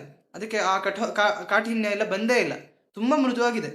ಆದ್ರಿಂದ ಆಯಾಸ ಮಸ್ಮದ್ ಮೃದು ಮಾನಸಸ್ಯ, ಆ ಮನಸ್ಸಿನ ಮೃದುತ್ವಳ್ಳಂತ ಮನಸ್ಸಿನ ಭಾರವನ್ನು ಅದು ಹೊತ್ಕೊಂಡು ಸಂಚಾರ ಮಾಡ್ತಾ ಇದೆ. ಈಗ ಅದನ್ನ ಪರಿಹಾರ ಮಾಡ್ಬೇಕು, ಆ ಶ್ರಮವನ್ನು ಪರಿಹಾರ ಮಾಡ್ಬೇಕು.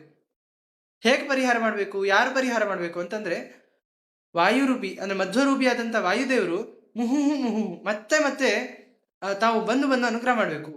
ಸಂಚಾರ ಮಾಡಿದ ಮೇಲೆ ಒಂದು ಕ್ಷೇತ್ರಕ್ಕೆ ಹೋಗ್ತಾರೆ. ಕ್ಷೇತ್ರಕ್ಕೆ ಹೋದಾಗ ಅಲ್ಲಿ ವರ್ಣನೆ ಮಾಡ್ತೇನೆ ಅಂತ ಮನಸ್ಸು ಮಾಡಿದಾಗ ಆ ವಾಯುದೇವರು ಆ ಗಾಳಿಯನ್ನು, ತಂಪಾದ ಗಾಳಿಯನ್ನು ಬೀಸಿದ್ರೆ, ಅಂದ್ರೆ ನೆಮ್ಮದಿಯ ತಾವು ಒಳಗೆ ಪ್ರವೇಶ ಮಾಡಿ ಹೋದ್ರೆ ಒಳ್ಳೆಯ ಸ್ತೋತ್ರ ಹೊರಗೆ ಬರ್ತದೆ. ದೇವರನ್ನು ಇನ್ನೂ ಚೆನ್ನಾಗಿ ತಾವು ನೋಡುವ ಯೋಗ್ಯತೆ. ವಾದಿರಾಜರು ಪ್ರಾಣದೇವರ ಕೆಳಗೆ, ಏನು ರುಜುಗಳು ಪ್ರಾಣದೇವರ ನೆಕ್ಸ್ಟ್. ಹಾಗಿದ್ದಾಗ ಅವರು ಪ್ರಾಣದೇವರಲ್ಲಿ ದೇವರನ್ನು ಕಾಣ್ತಿರ್ತಾರೆ. ಆದ್ರಿಂದ ದೇವರನ್ನ ಪ್ರಾಣದೇವರು ಎಷ್ಟು ಚೆನ್ನಾಗಿ ತೋರಿಸ್ತಾರೆ ಅದು ರಾಜರು ನೋಡ್ಲಿಕ್ಕೆ ಸಾಧ್ಯ. ಆ ರೀತಿ ಅಷ್ಟು ಚಂದದ ದೇವರನ್ನ ತೋರಿಸ್ಲಿಕ್ಕೆ ಅಂದ್ರೆ ನಾನು ವರ್ಣನೆ ಮಾಡ್ಬೇಕು ಅಂದ್ರೆ ನಿಮ್ಮ ಅನುಗ್ರಹ ಬೇಕು. ಆದ್ರಿಂದ ಮಧ್ವರೂಪಿಯಾದಂತಹ ವಾಯುದೇವರು ಆಗಾಗ ನಮಗೆ ಕ್ಷೇತ್ರಗಳಲ್ಲಿ ಹೋದಾಗೆಲ್ಲ ನೆಮ್ಮದಿಯ ಗಾಳಿಯನ್ನು ಆಗಾಗ ಅಂದ್ರೆ ಯಾವಾಗ್ಲೂ ಒಂದರ್ಥ, ಒಂದು ಕ್ಷಣ ಒಂದು ಹೆಜ್ಜೆ ಇಟ್ಟರೆ ಈಗ ಗಾಳಿ ಬಂತು, ಮುಂದಿನ ಕ್ಷಣ ಮತ್ತೆ ಗಾಳಿ ಬಂತು, ಈಗ ಆಗಾಗ ಅಂದ್ರೆ ಯಾವಾಗಲೂ ನಮಗೆ ಪ್ರಾಣದೇವರು ಮಧ್ವರೂಪಿಯಾದ ಪ್ರಾಣದೇವರು ಅಂತ ಹೇಳಿದ್ರು. ಅಂತಹ ಪ್ರಾಣದೇವರು ನಮಗೆ ಅಲ್ಲಿ ನೋಡಿ ಮಧ್ವರೂಪಿ ಅಂತ ಹೇಳಿದ್ದಾರೆ. ಮಧ್ವ ಶಬ್ದಕ್ಕೆ ಅರ್ಥ ಏನು ಅಂತಂದ್ರೆ ಮಧು ವಂ ಯಸ್ಯ ಸಹ ಮಧ್ವಃ. ಇಂಪಾದ, ವಂ ಅಂದ್ರೆ ಶಾಸ್ತ್ರ, ಇಂಪಾದ ಅಂದ್ರೆ ಸಿಹಿಯಾದ ಅಂತ ಅರ್ಥ ಹೇಳ್ಬೋದು. ಈಗ ಅಂತಹ ಆನಂದವನ್ನು ಕೊಡುವಂತಹ ಶಾಸ್ತ್ರ ಯಾರದ್ದು ಅಂತಂದ್ರೆ ಆಚಾರ್ಯ ಮಧ್ವರದು. ಆದ್ರಿಂದ ಅವರಿಗೆ ಮಧ್ವ ಅಂತ ಹೆಸರು. ಮಧುವಂ ಯಸ್ಯ ಸಹ ಮಧ್ವ. ಹಾಗೆ ಶಾಸ್ತ್ರ ಇಂಪ್ಯಾಕೆ ಸರಿಯಾದ ಸತ್ಯವನ್ನು ಹೇಳಿದ್ದಾರೆ, ಸತ್ಯದ ಮಾತು.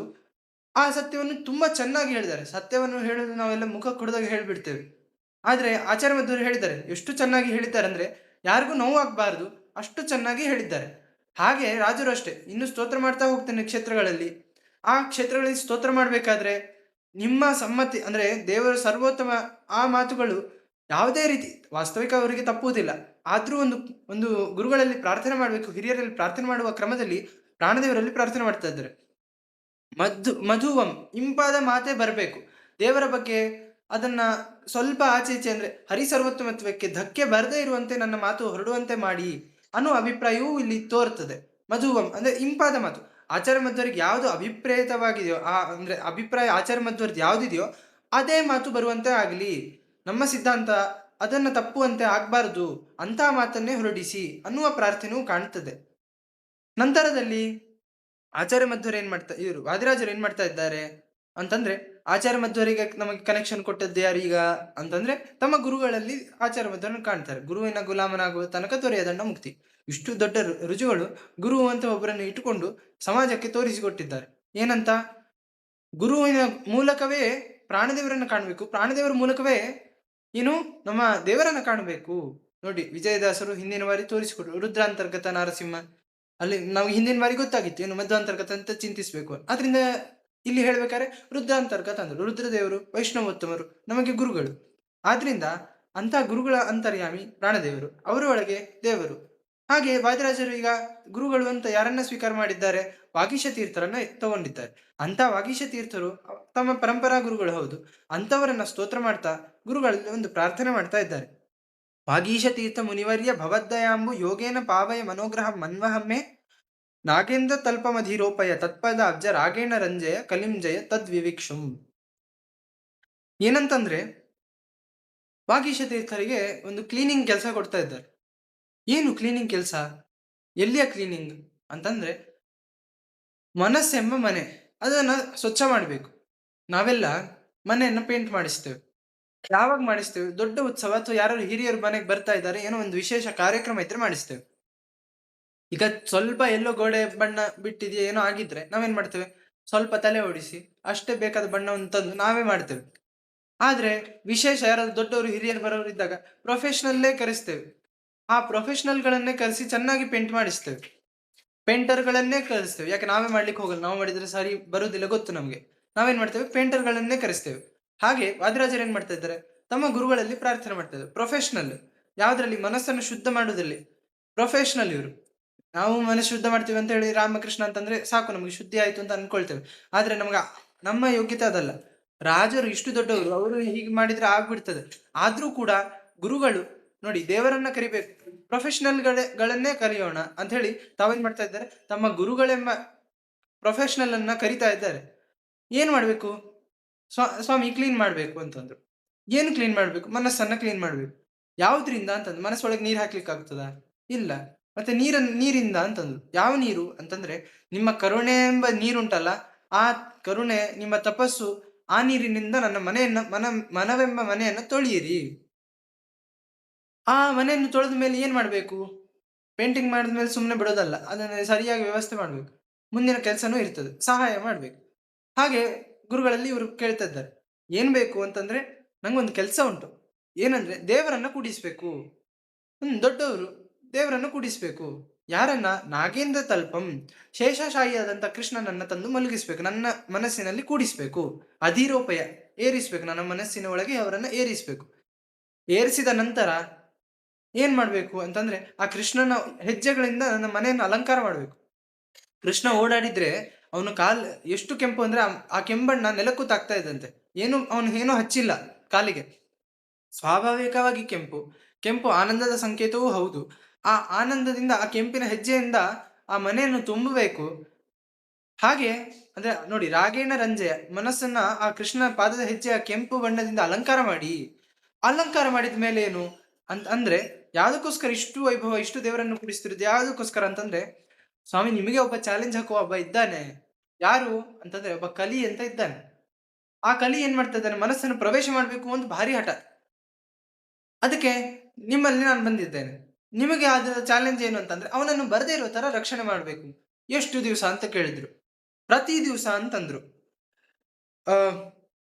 ಅನ್ವಹಂ, ಪ್ರತಿ ದಿವಸ ನನ್ನನ್ನ ಈ ರೀತಿಯಾಗಿ ದೇವರನ್ನ ದಿನನಿತ್ಯ ನನ್ನ ಮನಸ್ಸಿನಲ್ಲಿ ಕೂಡಿಸಿ, ದಿನನಿತ್ಯ ಮನಸ್ಸನ್ನು ಶುದ್ಧ ಮಾಡಿದಾಗ ಆ ದೇವರ ಕೆಂಪಾದ ಹೆಜ್ಜೆಗಳನ್ನ ಮನೆಯೆಲ್ಲ ಅಲಂಕಾರ ಮಾಡಿ ಆ ಕಲಿಯನ್ನ ಗೆಲ್ಲುವಂತೆ ಮಾಡಿ, ಕಲಿಯಿಂದ ಏನೂ ಪ್ರಭಾವ ಆಗದೆ ಇರುವಂತೆ ರಕ್ಷಣೆ ಮಾಡಿ ಈ ರೀತಿಯ ಪ್ರಾರ್ಥನೆಯನ್ನು ಗುರುಗಳಲ್ಲಿ ಮಾಡುತ್ತಾ ಮುಂದಿನ ಶ್ಲೋಕದಲ್ಲಿ ಸಂಕಲ್ಪವನ್ನು ಮಾಡ್ತಾ ಇದ್ದಾರೆ. ಹಿಂದೆ ಒಂದ್ಸರಿ ದೇವರಲ್ಲಿ ಮಾಡ್ತಾ ಇದ್ದೇನೆ ಅಂತ ಹೇಳಿದ್ರು. ಈಗ ಏನ್ ಮಾಡ್ತಾ ಇದ್ದೇನೆ ಅನ್ನೋ ವಿವರವನ್ನು ಕೊಡ್ತಾ ಹೇಳ್ತಾ ಇದ್ದಾರೆ. ತೀರ್ಥಕ್ಷೇತ್ರ ತದೀಶಾನಾಂ ಮಾಹಾತ್ಮ್ಯಾನಿ ಯಥಾಮತಿ ವಾದಿರಾಜೋ ಯತಿಸ್ತೌತಿ ಪದ್ಯೈ ಕತಿಪಯೇ ಕವಿ. ರಾಜರು ಏನ್ ಮಾಡ್ತಾ ಇದ್ದಾರೆ, ಹೇಳ್ತಾ ಇದ್ದಾರೆ, ನಾನು ಕವಿಯೂ ಆಗಿದ್ದೇನೆ. ಕವಿ ಅಂದ್ರೆ ಪಂಡಿತ, ಪಾಂಡಿತ್ಯ ಉಳ್ಳವನಾಗಿದ್ದೇನೆ. ಹಾಗೆ ಸನ್ಯಾಸಿಯಾಗಿದ್ದೇನೆ, ಯತಿಯಾಗಿದ್ದೇನೆ. ಸಂಚಾರ ಮಾಡುವ ಕೆಲಸ ನನಗಿದೆ.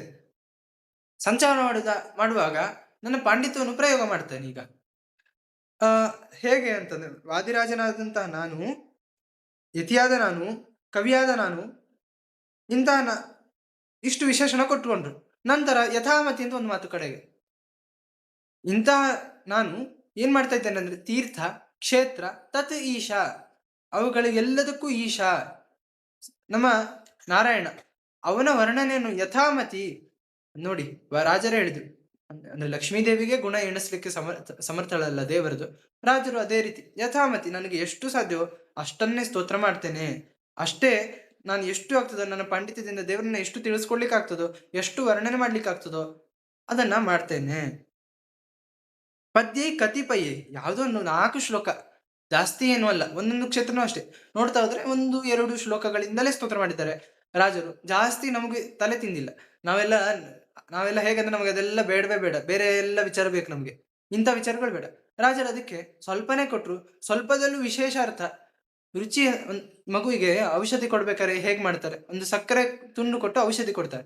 ಹಾಗೆ ರಾಜರು ಕ್ಷೇತ್ರದ ಬಗ್ಗೆ ಆಸಕ್ತಿ ಬರ್ಲಿಕ್ಕೆ ಬೇಕಾದ ಸಕ್ಕರೆಯನ್ನು ಕೊಡ್ತಾ ಇದ್ದಾರೆ. ಮುಂದೆ ನಾವೇ ಕ್ಷೇತ್ರಕ್ಕೆ ಹೋಗ್ಬೇಕು ಅಷ್ಟು ಆಸಕ್ತಿಯನ್ನು ಹುಟ್ಟುವಂತೆ ಮಾಡ್ತಾ ಇದ್ದಾರೆ. ಭವರೋಗಕ್ಕೆ ಈ ರೀತಿಯ ಸಕ್ಕರೆಯನ್ನು ಕೊಟ್ಟು ಔಷಧಿಯನ್ನು ಕೊಡ್ತಾ ಇದ್ದಾರೆ.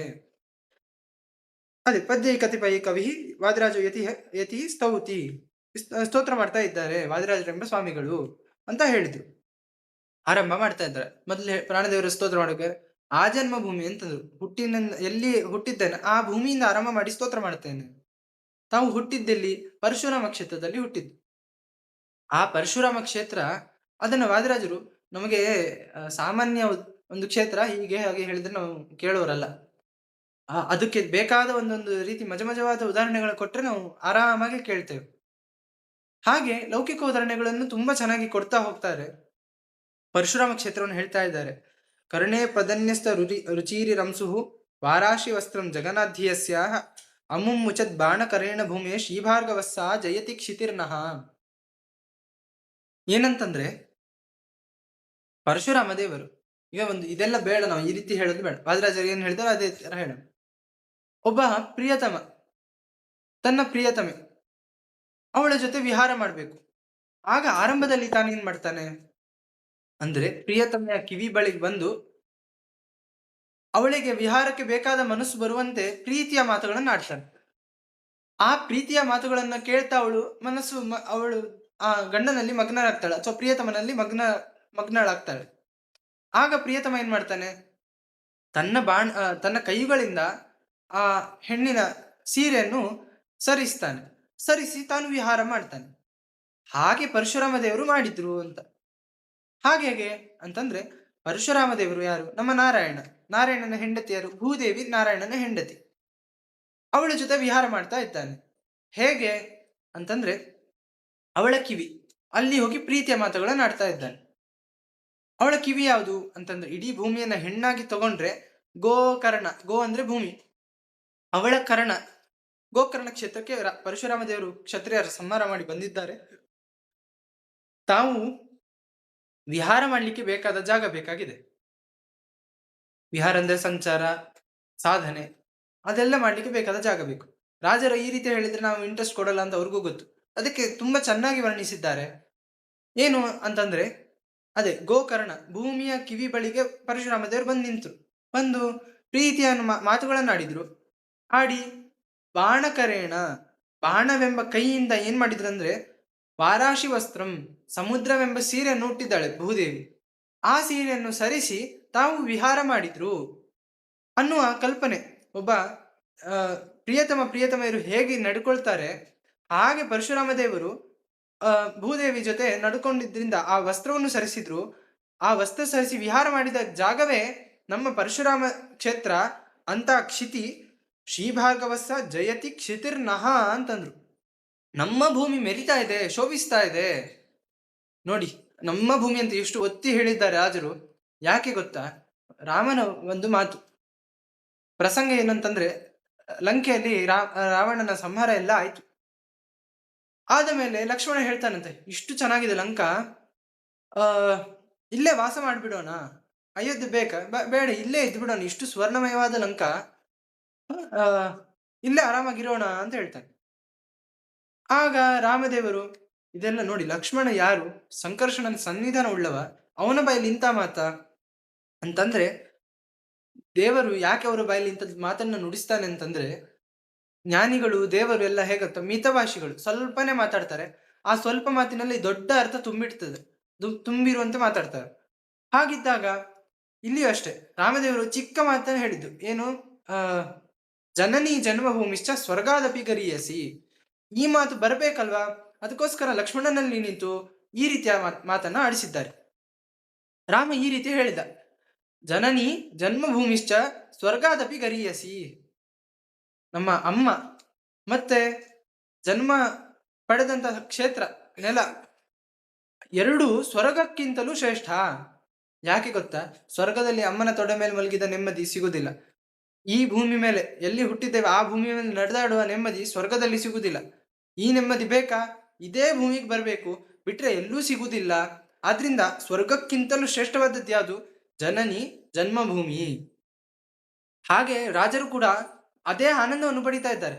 ನನ್ನ ಹುಟ್ಟಿದ ಭೂಮಿ ಜಯತಿ ಕ್ಷಿತಿರ್ನಃ, ನಮ್ಮ ಭೂಮಿ ಇದು ಅಂತ ಕ್ಷೇತ್ರ ಅಂತ ಹೇಳ್ತಾ ಇದ್ದಾರೆ.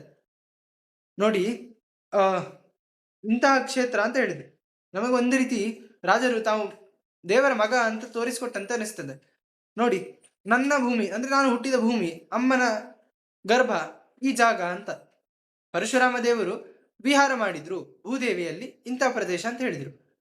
ಅಂತ ನಮ್ಮ ಭೂಮಿ ಅಂದ್ರೆ ನಾವು ಹುಟ್ಟಿದ ಭೂಮಿ ಅಂದ್ರೆ ಪರಶುರಾಮ ದೇವರು ಭೂದೇವಿ ಅವರಿಗೆ ಹುಟ್ಟಿದ ಮಗ. ಯಾರು? ನಮ್ಮ ವಾದಿರಾಜರು. ಪ್ರಾಣದೇವರು ಯಾರ ಮಗ? ದೇವರ ಮಗ, ಲಕ್ಷ್ಮೀನಾರಾಯಣರ ಮಗ. ಹಾಗೆ ಮುಂದೆ ಅದೇ ಪದವಿಗೆ ಹೋಗುವವರಂತ ಸೂಚನೆ ಕೊಟ್ಟಂತೆ ನಮಗೆ ಇಲ್ಲಿ ಸಿಗ್ತಾ ಇದೆ. ನಂತರದಲ್ಲಿ ಆ ಕ್ಷೇತ್ರ, ಪರಶುರಾಮ ಕ್ಷೇತ್ರದ ವಿಶೇಷದ ಜಾಗ ಯಾವುದು ಅಂತಂದ್ರೆ, ಅನೇಕ ಕ್ಷೇತ್ರಗಳುಂಟು ಆ ಪರಶುರಾಮ ಭೂಮಿಯಲ್ಲಿ. ಅಲ್ಲಿ ಉಡುಪಿ ಕ್ಷೇತ್ರವನ್ನ ಸ್ತೋತ್ರ ಮಾಡ್ತಾ ಇದ್ದಾರೆ. ಕಾಶೀತಲೆ ಕೃತಪದಾಪಿ ಸರಿತ್ಸುರಾಣಾಂ ಆಯಾತಿ ಯದ್ಗತ ಪವಿತ್ರ ಸರೋಧುನಾಪಿ ರುದ್ರಾದಿ ದೇವಗಣ ಸೇವಿತ ಸರ್ವಭಾಗಂ ತದ್ರೂಪ್ಯ ಪೀಠಪುರಮ ಪ್ರತಿಮಂ ತ್ರಿಲೋಕ್ಯಾಂ. ಏನಂತಂದ್ರೆ, ಮೊನ್ನೆ ಗಂಗೆಯ ಅವತಾರವಾದ ದಿವಸ ಆಯಿತು, ಮೊನ್ನೆ ದಶಮಿ. ಅವತ್ತಿನ ದಿವಸ ಅಲ್ಲಿ ಗಂಗೆಗೆ ವಿಶೇಷ ಪೂಜೆಗಳು ನಡೆದಿದೆ. ಯಾಕೆ ಗೊತ್ತಾ? ಗಂಗೆ ಬರುವ ದಿವಸ ಹಿಂದೆ ಅದುಮಾರ ಮಠದ ವಿಭುಧ ಪ್ರಿಯ ತೀರ್ಥರು ಅಂತ ಮಹಾಜ್ಞಾನಿಗಳು, ಅವರಿಗೆ ಆ ಕ್ಷೇತ್ರದಲ್ಲಿ ಈಗ ಇತ್ತೀಚಿನ ದಿನಗಳಲ್ಲೇ ಇದ್ದವರು, ತುಂಬಾ ಹಳೆಯವರು ಅಲ್ಲ. ಅವರಿಗೆ ಗಂಗೆ ಪ್ರತ್ಯಕ್ಷವಾಗಿ ಅಲ್ಲಿ ಕಾಣಿಸ್ಕೊಂಡ್ಲು. ಆ ಗಂಗೆ ಮಧ್ವ ಸರೋವರದಲ್ಲಿ ಬರ್ತಾ ಇರೋದು ಅವ್ರಿಗೂ ಕಾಣಿಸ್ಕೊಳ್ತು. ಅದನ್ನೇ ರಾಜರು ಇಲ್ಲಿ ಹೇಳ್ತಾ ಇದ್ದಾರೆ. ಆ ಕಾಲಕ್ಕೆ ರಾಜರು ಹೇಳ್ತಾ ಇದ್ದಾರೆ ಏನು ಅಂತಂದ್ರೆ, ಗಂಗೆ ಎಲ್ಲಿರುವವಳು? ಕಾಶಿಯಲ್ಲಿ ಹರಿಯುವವಳು. ಯಾರವಳು? ಸರಿತ್ಸುರಾಣಂ, ದೇವತೆಗಳಿಗೆ ಸಂಬಂಧಪಟ್ಟಂತ ನದಿ ಅವಳು, ದೇವನದಿ ಅಂತವಳು ಏನ್ ಮಾಡ್ತಾ ಇದ್ದಾಳೆ ಅಂತಂದ್ರೆ ಈಗಲೂ ಕೂಡ ಮಧ್ವ ಸರೋವರಕ್ಕೆ ಬರ್ತಾ ಇದ್ದಾಳೆ. ದೇವತೆಗಳೆಲ್ಲರೂ ಏನ್ ಬಯಸ್ತಾರೆ ಅಂತಂದ್ರೆ ಗಂಗೆಯ ಸ್ನಾನ ಮಾಡ್ಬೇಕು ಅಂತ ಬಯಸ್ತಾ ಇರ್ತಾರೆ, ಗಂಗೆಯ ಸೇವೆ ಮಾಡೋಣ ಅಂತ ಬಯಸ್ತಾ ಇರ್ತಾರೆ. ಬ್ರಹ್ಮಾದಿ ದೇವತೆಗಳೇ ಬಯಸ್ತಾರಂತೆ. ಹೇಗೆ ಹೇಳುದು ಬ್ರಹ್ಮಾದಿ ದೇವತೆಗಳು ಬಯಸ್ತಾರೆ? ಶಂತನುವಿನ ಕಥೆ ಪ್ರಸಂಗ ನೆನಪು ಮಾಡಿಕೊಂಡ್ರೆ, ಶಂತನು ಆಗ್ಬೇಕು ಸಮುದ್ರ ರಾಜ ವರುಣ ಶಂತನುವಾಗಿ ಶಾಪ ಪಡಿಬೇಕು ಅಂತಾದ್ರೆ ಗಂಗಾಸಾಗರ ಸಂಗಮದಲ್ಲಿ ಸ್ನಾನ ಮಾಡ್ಲಿಕ್ಕೋಸ್ಕರ ಬ್ರಹ್ಮದೇವರು ಬಂದ್ರು, ಆಗ ಉಪ್ಪಿನ ನೀರನ್ನು ಸಿಡಿಸಿದ ಅನ್ನುವ ಪ್ರಸಂಗ. ಹಾಗೆ ಬ್ರಹ್ಮಾದಿ ದೇವತೆಗಳೇ ಗಂಗೆಯಲ್ಲಿ ಸ್ನಾನ ಮಾಡ್ಲಿಕ್ಕೆ ಬಯಸ್ತಾರೆ.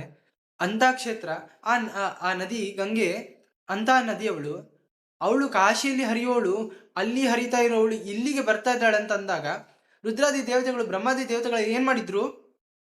ಆ ಜಾಗದಲ್ಲಿ ಇದ್ದವರು ಇಲ್ಲಿಗೂ ಬಂದ್ರು. ಇಲ್ಲಿ ಬಂದು ಗಂಗೆ ಇಲ್ಲಿ ಬರ್ತಾ ಇದ್ದಾಳೆ ಅಂದ್ರೆ ಈ ನೆಲದಲ್ಲೇ ಅಷ್ಟು ಮಹಾತ್ಮೆ ಇದೆ ಅಂತ ಹೇಳಿ ಎಲ್ಲ ನೆಲವನ್ನು ಪೂಜಿಸಿದ್ರು. ರುದ್ರಾದಿ ದೇವಗಣ ಸೇವಿತ ಸರ್ವಭಾಗಂ, ಆ ಎಲ್ಲ ಭಾಗವನ್ನು ಪೂಜಿಸಿದ್ದಾರೆ ರುದ್ರಾದಿ ದೇವತೆಗಳು. ಅಂತಹ ತತ್ರೂಪ್ಯ ಪೀಠಪುರಂ ಅಪ್ರತಿಮಂ ತ್ರಿಲೋಕ್ಯಾಂ. ಈ ಉಡುಪಿ ಕ್ಷೇತ್ರ ಏನಾಗಿದೆ ಅಂದ್ರೆ ತತ್ರೂಪ್ಯ ಪೀಠ ಅಂತಂದ್ರು. ಅದಕ್ಕೆ ನೋಡಿ, ಕೃಷ್ಣನ ರೂಪ್ಯ ಪೀಠ, ತತ್ ಅಂತ ಬಂದಿದೆ. ನಾವು ಹಿಂದೆ ಹೇಳಿದ್ದೆ ತತ್ ಪದಕ್ಕೆ ಕೃಷ್ಣ ಅಂತ ಅರ್ಥ ತಗೊಳ್ಬೇಕು. ತತ್ ರೂಪ್ಯ ಪೀಠ, ಕೃಷ್ಣನ ರೂಪ್ಯ ಪೀಠ ಪುರ ಅದೇನಾಗಿದೆ? ಅಪ್ರತಿಮಂ. ಇದಕ್ಕೆ ಸದೃಶವಾದ ಇನ್ನೊಂದು ಲೋಕವೇ ಅಂದ್ರೆ ಇನ್ನೊಂದು ಜಾಗವೇ ಇಲ್ಲ. ಎಲ್ಲಿ? 3 ಲೋಕಗಳಲ್ಲಿಯೂ ಇಲ್ಲ. ಅಪ್ರತಿಮಂ ತ್ರಿಲೋಕ್ಯಾಂ ಅಂತ ಕೃಷ್ಣನ ಆ ನೆಲವನ್ನು ಹೇಳುತ್ತಾ ನಂತರದಲ್ಲಿ ಕೃಷ್ಣನ ಗುಡಿಗೆ ಹೋಗ್ತದೆ. ಈಗ ನಮಗೆ ಇದು ಹೇಗಿದೆ? ಈಗ ನಾವು ಸಂಚಾರ ಮಾಡ್ತಾ ಹೋಗ್ತಾ ಇದ್ದೇವೆ, ಒಂದು ಟ್ರಾವೆಲ್ಸ್ ಒಳಗೆ ಬುಕ್ ಮಾಡ್ಕೊಂಡು ಹೋಗ್ತೇವೆ. ಹಾಗೆ ಈಗ ನಮಗೆ ಯಾವ ಟ್ರಾವೆಲ್ಸ್? ತೀರ್ಥ ಪ್ರಬಂಧ ಟ್ರಾವೆಲ್ಸ್. ಯಾವ ಯಾತ್ರೆ? ಪಶ್ಚಿಮ ಯಾತ್ರೆ. ಪಶ್ಚಿಮ ಪ್ರಬಂಧ ಪಶ್ಚಿಮ ಯಾತ್ರೆ. ಗೈಡ್ ಯಾರು? ವಾದಿರಾಜರೇ ನಮ್ಮ ಗೈಡು. ಹಾಗೆ ನೋಡ್ತಾ ಹೋಗೋಣ. ನಮಗೆ ಉಡುಪಿ ಹೋಗಿದ್ರೆ ಗೊತ್ತು, ಕೃಷ್ಣನ ಹಿಂಬದಿಯ ಬಾಗಿಲಿಂದ ಎಂಟ್ರಿ ಮಾಡ್ತೇವೆ. ಅದು ಪೂರ್ವ ದಿಕ್ಕಿನಲ್ಲಿದೆ. ಪೂರ್ವ, ಆಗ್ನೇಯ, ಹೀಗೆ ಪ್ರದಕ್ಷಿಣ ಕ್ರಮದಲ್ಲಿ ಬಂದಾಗ ಪಶ್ಚಿಮ ದಿಕ್ಕಿಗೆ ಬಂದಾಗ ಕೃಷ್ಣನನ್ನು ನೋಡ್ತೇವೆ. ಕೃಷ್ಣ ಪಶ್ಚಿಮಾಭಿಮುಖ ಇದ್ದಾನೆ, ಕಿಂಡಿಯಿಂದ ಕೃಷ್ಣನನ್ನು ನೋಡ್ತೇವೆ. ನಂತರ ಅದೇ ಹೀಗೆ ಹಿಂಬದಿಯಿಂದ ಬಂದು ಹೊರಗೆ ಬರ್ತೇವೆ. 4 ದಿಕ್ಕುಗಳಲ್ಲಿ ಅಂದ್ರೆ 8 ದಿಕ್ಕುಗಳಲ್ಲಿ ದಿಕ್ಪಾಲಕರಿದ್ದಾರೆ. ಅಷ್ಟಮಠಗಳು ಇದೆ ಕೃಷ್ಣನಿಗೆ. ಆ ಪೂಜಿಸುವ ಮಠಗಳು, ಅಲ್ಲಿ ಯತಿಗಳಿದ್ದಾರೆ. ಆ ಯತಿಗಳನ್ನು ಸ್ತೋತ್ರ ಮಾಡ್ತಾ ರಾಜರು, ಆ ಯತಿಗಳೆಲ್ಲ ಹೇಗಿದ್ದಾರೆ ಅಂತಂದ್ರೆ ಆಗಿನ ಯತಿಗಳು ಮಾತ್ರ ಅಲ್ಲ, ಮುಂದಿನ ಬರುವ ಯತಿಗಳು ಹಾಗೆ ಇದ್ದಾರೆ, ಹಿಂದೆ ಬಂದ ಯತಿಗಳು ಹಾಗೆ ಇದ್ದಾರೆ. ಅವರ ಸ್ವಭಾವವನ್ನು ಒಂದು ರೀತಿ ಸ್ತೋತ್ರ ಮಾಡ್ತಾ ತಮ್ಮ ಹಿರಿಯರು ಕಿರಿಯರು ಎಲ್ಲರೂ ಹೇಗೆ ಶೋಭಿಸ್ತಾರೆ. ಉಡುಪಿ ಕೃಷ್ಣನ ವೈಭವ ಇದು ಅಂತ ಆ ಜನರಿಂದ ಪೂಜೆ ತಗೊಳ್ತಾನಲ್ಲ ಅಂತಂದ್ರೆ ಆ ಯತಿಗಳನ್ನು ಸ್ತೋತ್ರ ಮಾಡ್ತಾ ಹೇಳ್ತಾರೆ, ಯಸ್ಮಿನ್ ವಾಗ್ ವಜ್ರಧಾರ ದುರಿತ ಕುಲಮಃ ತೂಲದಾ ಹೇತಿ ಶೂರ ದಂಡ ಪ್ರೋದ್ಭಾಸಿತಾಸ್ತ ಸ್ಫುರದಸಿ ಸಮಸನ್ ಮಾರ್ಗಸಕ್ತಾ ಸಮಸ್ತಾ ಶ್ರೀಕೃಷ್ಣ ಸ್ನೇಹ ಪಾಶಾ ಶಮಹರಗತಯ ಶಾಂತಿ ಭಾಜೋ ವಿರಕ್ತಾ ಯೋಗಿಂದಾಸ್ ಚಿತ್ರಲೋಕ ದೀಪ ನಿಭವ ವಿಭವ ಮಧ್ವಸಾ ಜಯಂತಿ. ಏನು ಅಂತಂದ್ರೆ ಈ 8 ಯತಿಗಳು 8ರಲ್ಲೂ 8 ದಿಕ್ಪಾಲಕರಿದ್ದಾರೆ. 8 ದಿಕ್ಪಾಲಕರಂತೂ ಒಬ್ಬೊಬ್ರು ಇದ್ದಾರೆ. ಯಾಕೆ ಗೊತ್ತಾ? ದಿಕ್ಪಾಲಕರು ಏನ್ ಮಾಡ್ತಾರೆ? ರಕ್ಷಣೆ ಮಾಡ್ಲಿಕ್ಕೆ ಆಯುಧಗಳನ್ನು ಹಿಡಿತಾರೆ. ಹಾಗೆ ಇವರು ಇದ್ದಾರೆ. ನೋಡ್ತಾ ಹೋಗೋಣ. ಪೂರ್ವ ದಿಕ್ಕಿನಲ್ಲಿ ಇಂದ್ರ ಅಭಿಮಾನಿ.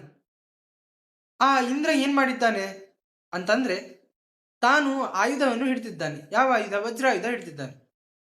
ಸ್ವಲ್ಪ ಮುಂದೆ ಬರೋಣ. ಆಗ್ನೇಯ, ಅಗ್ನಿ ಆ ದಿಕ್ಕಿನ ಅಭಿಮಾನಿ. ತಾನು ಸುಡ್ತಾನೆ, ಯಾರು ಬಂದ್ರು ಸುಟ್ಟಾಕ್ತಾನೆ. ಇನ್ನು ಮುಂದೆ ಹೋದ್ರೆ ಯಮ, ದಕ್ಷಿಣ ಯಮ ಅಭಿಮಾನಿ. ಯಮದೇವರು ಏನ್ ಮಾಡ್ತಾರೆ? ಎಲ್ಲರಿಗೂ ದಂಡನೆ ಮಾಡ್ತಾರೆ, ಕೈಯಲ್ಲಿ ದಂಡವನ್ನು ಹಿಡಿದುಕೊಂಡಿದ್ದಾರೆ.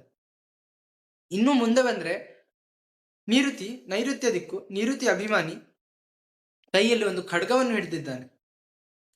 ಪಶ್ಚಿಮಕ್ಕೆ ಬಂದ್ರೆ ವರುಣ ಹಗ್ಗವನ್ನು ಹಿಡಿದಿದ್ದಾನೆ.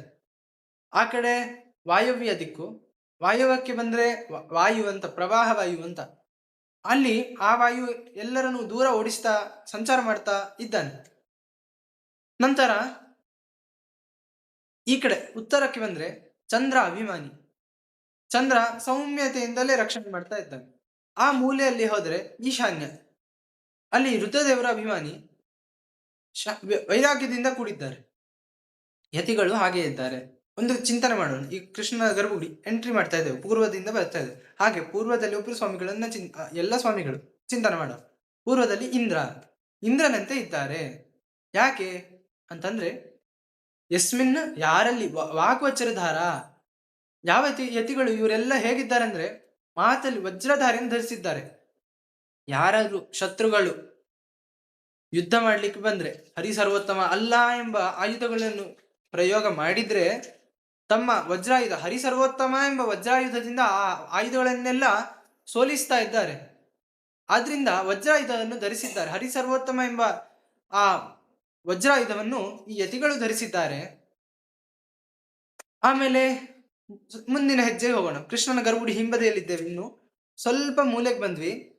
ಆ ಮೂಲೆಗೆ ಬಂದಾಗ ಅಲ್ಲಿ ಅಗ್ನಿ. ಈ ಯತಿಗಳು ಅಗ್ನಿ ಅಂತ ಇದ್ದಾರೆ. ಅಲ್ಲ, ಯತಿಗಳಿಗೆ ಅಗ್ನಿಯ ಸ್ಪರ್ಶವೇ ಇಲ್ಲ. ಯಾಕೆ ಯತಿಗಳು ಈ ರೀತಿ ಇದ್ದಾರೆ?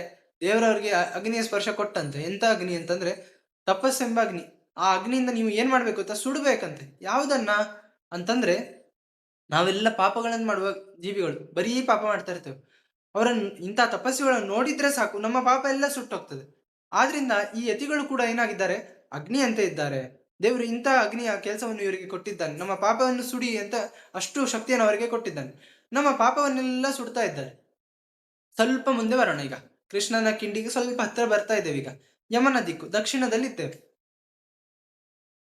ಇಲ್ಲಿ ಯಮದೇವರು ಏನ್ ಮಾಡಿದ್ರು? ದಂಡ ಹಿಡ್ತಿದ್ದಾರೆ. ಸನ್ಯಾಸಿಗಳು ದಂಡ ಹಿಡ್ಕೊಂಡೇ ಇರ್ತಾರೆ, ದಂಡ ಬಿಟ್ಟಿರ್ಲಿಕ್ಕೆ ಇಲ್ಲ.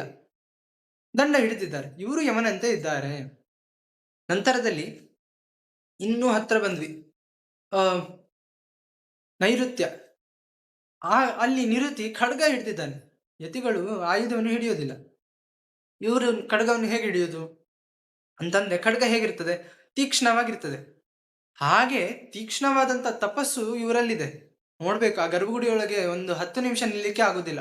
ಇವರು ಬೆಳಗ್ಗೆ 3:30-4 ಎದ್ದು ಅಲ್ಲಿ ಹೋಗಿ ಕೂತ್ಕೊಂಡು ಇಷ್ಟು ಪೂಜೆಗಳನ್ನು ಸಲ್ಲಿಸ್ತಾರಲ್ಲ, ಆ ತಪಸ್ಸು ಒಂದು ಆದ್ರೆ ಅವರ ವೈಯಕ್ತಿಕ ಒಂದು ಸಾಧನೆಗಳೇ ಅಷ್ಟು ತೀಕ್ಷ್ಣ. ಅಂತ ತೀಕ್ಷ್ಣ ಸಾಧನೆಗಳನ್ನು ಮಾಡ್ತಾರೆ.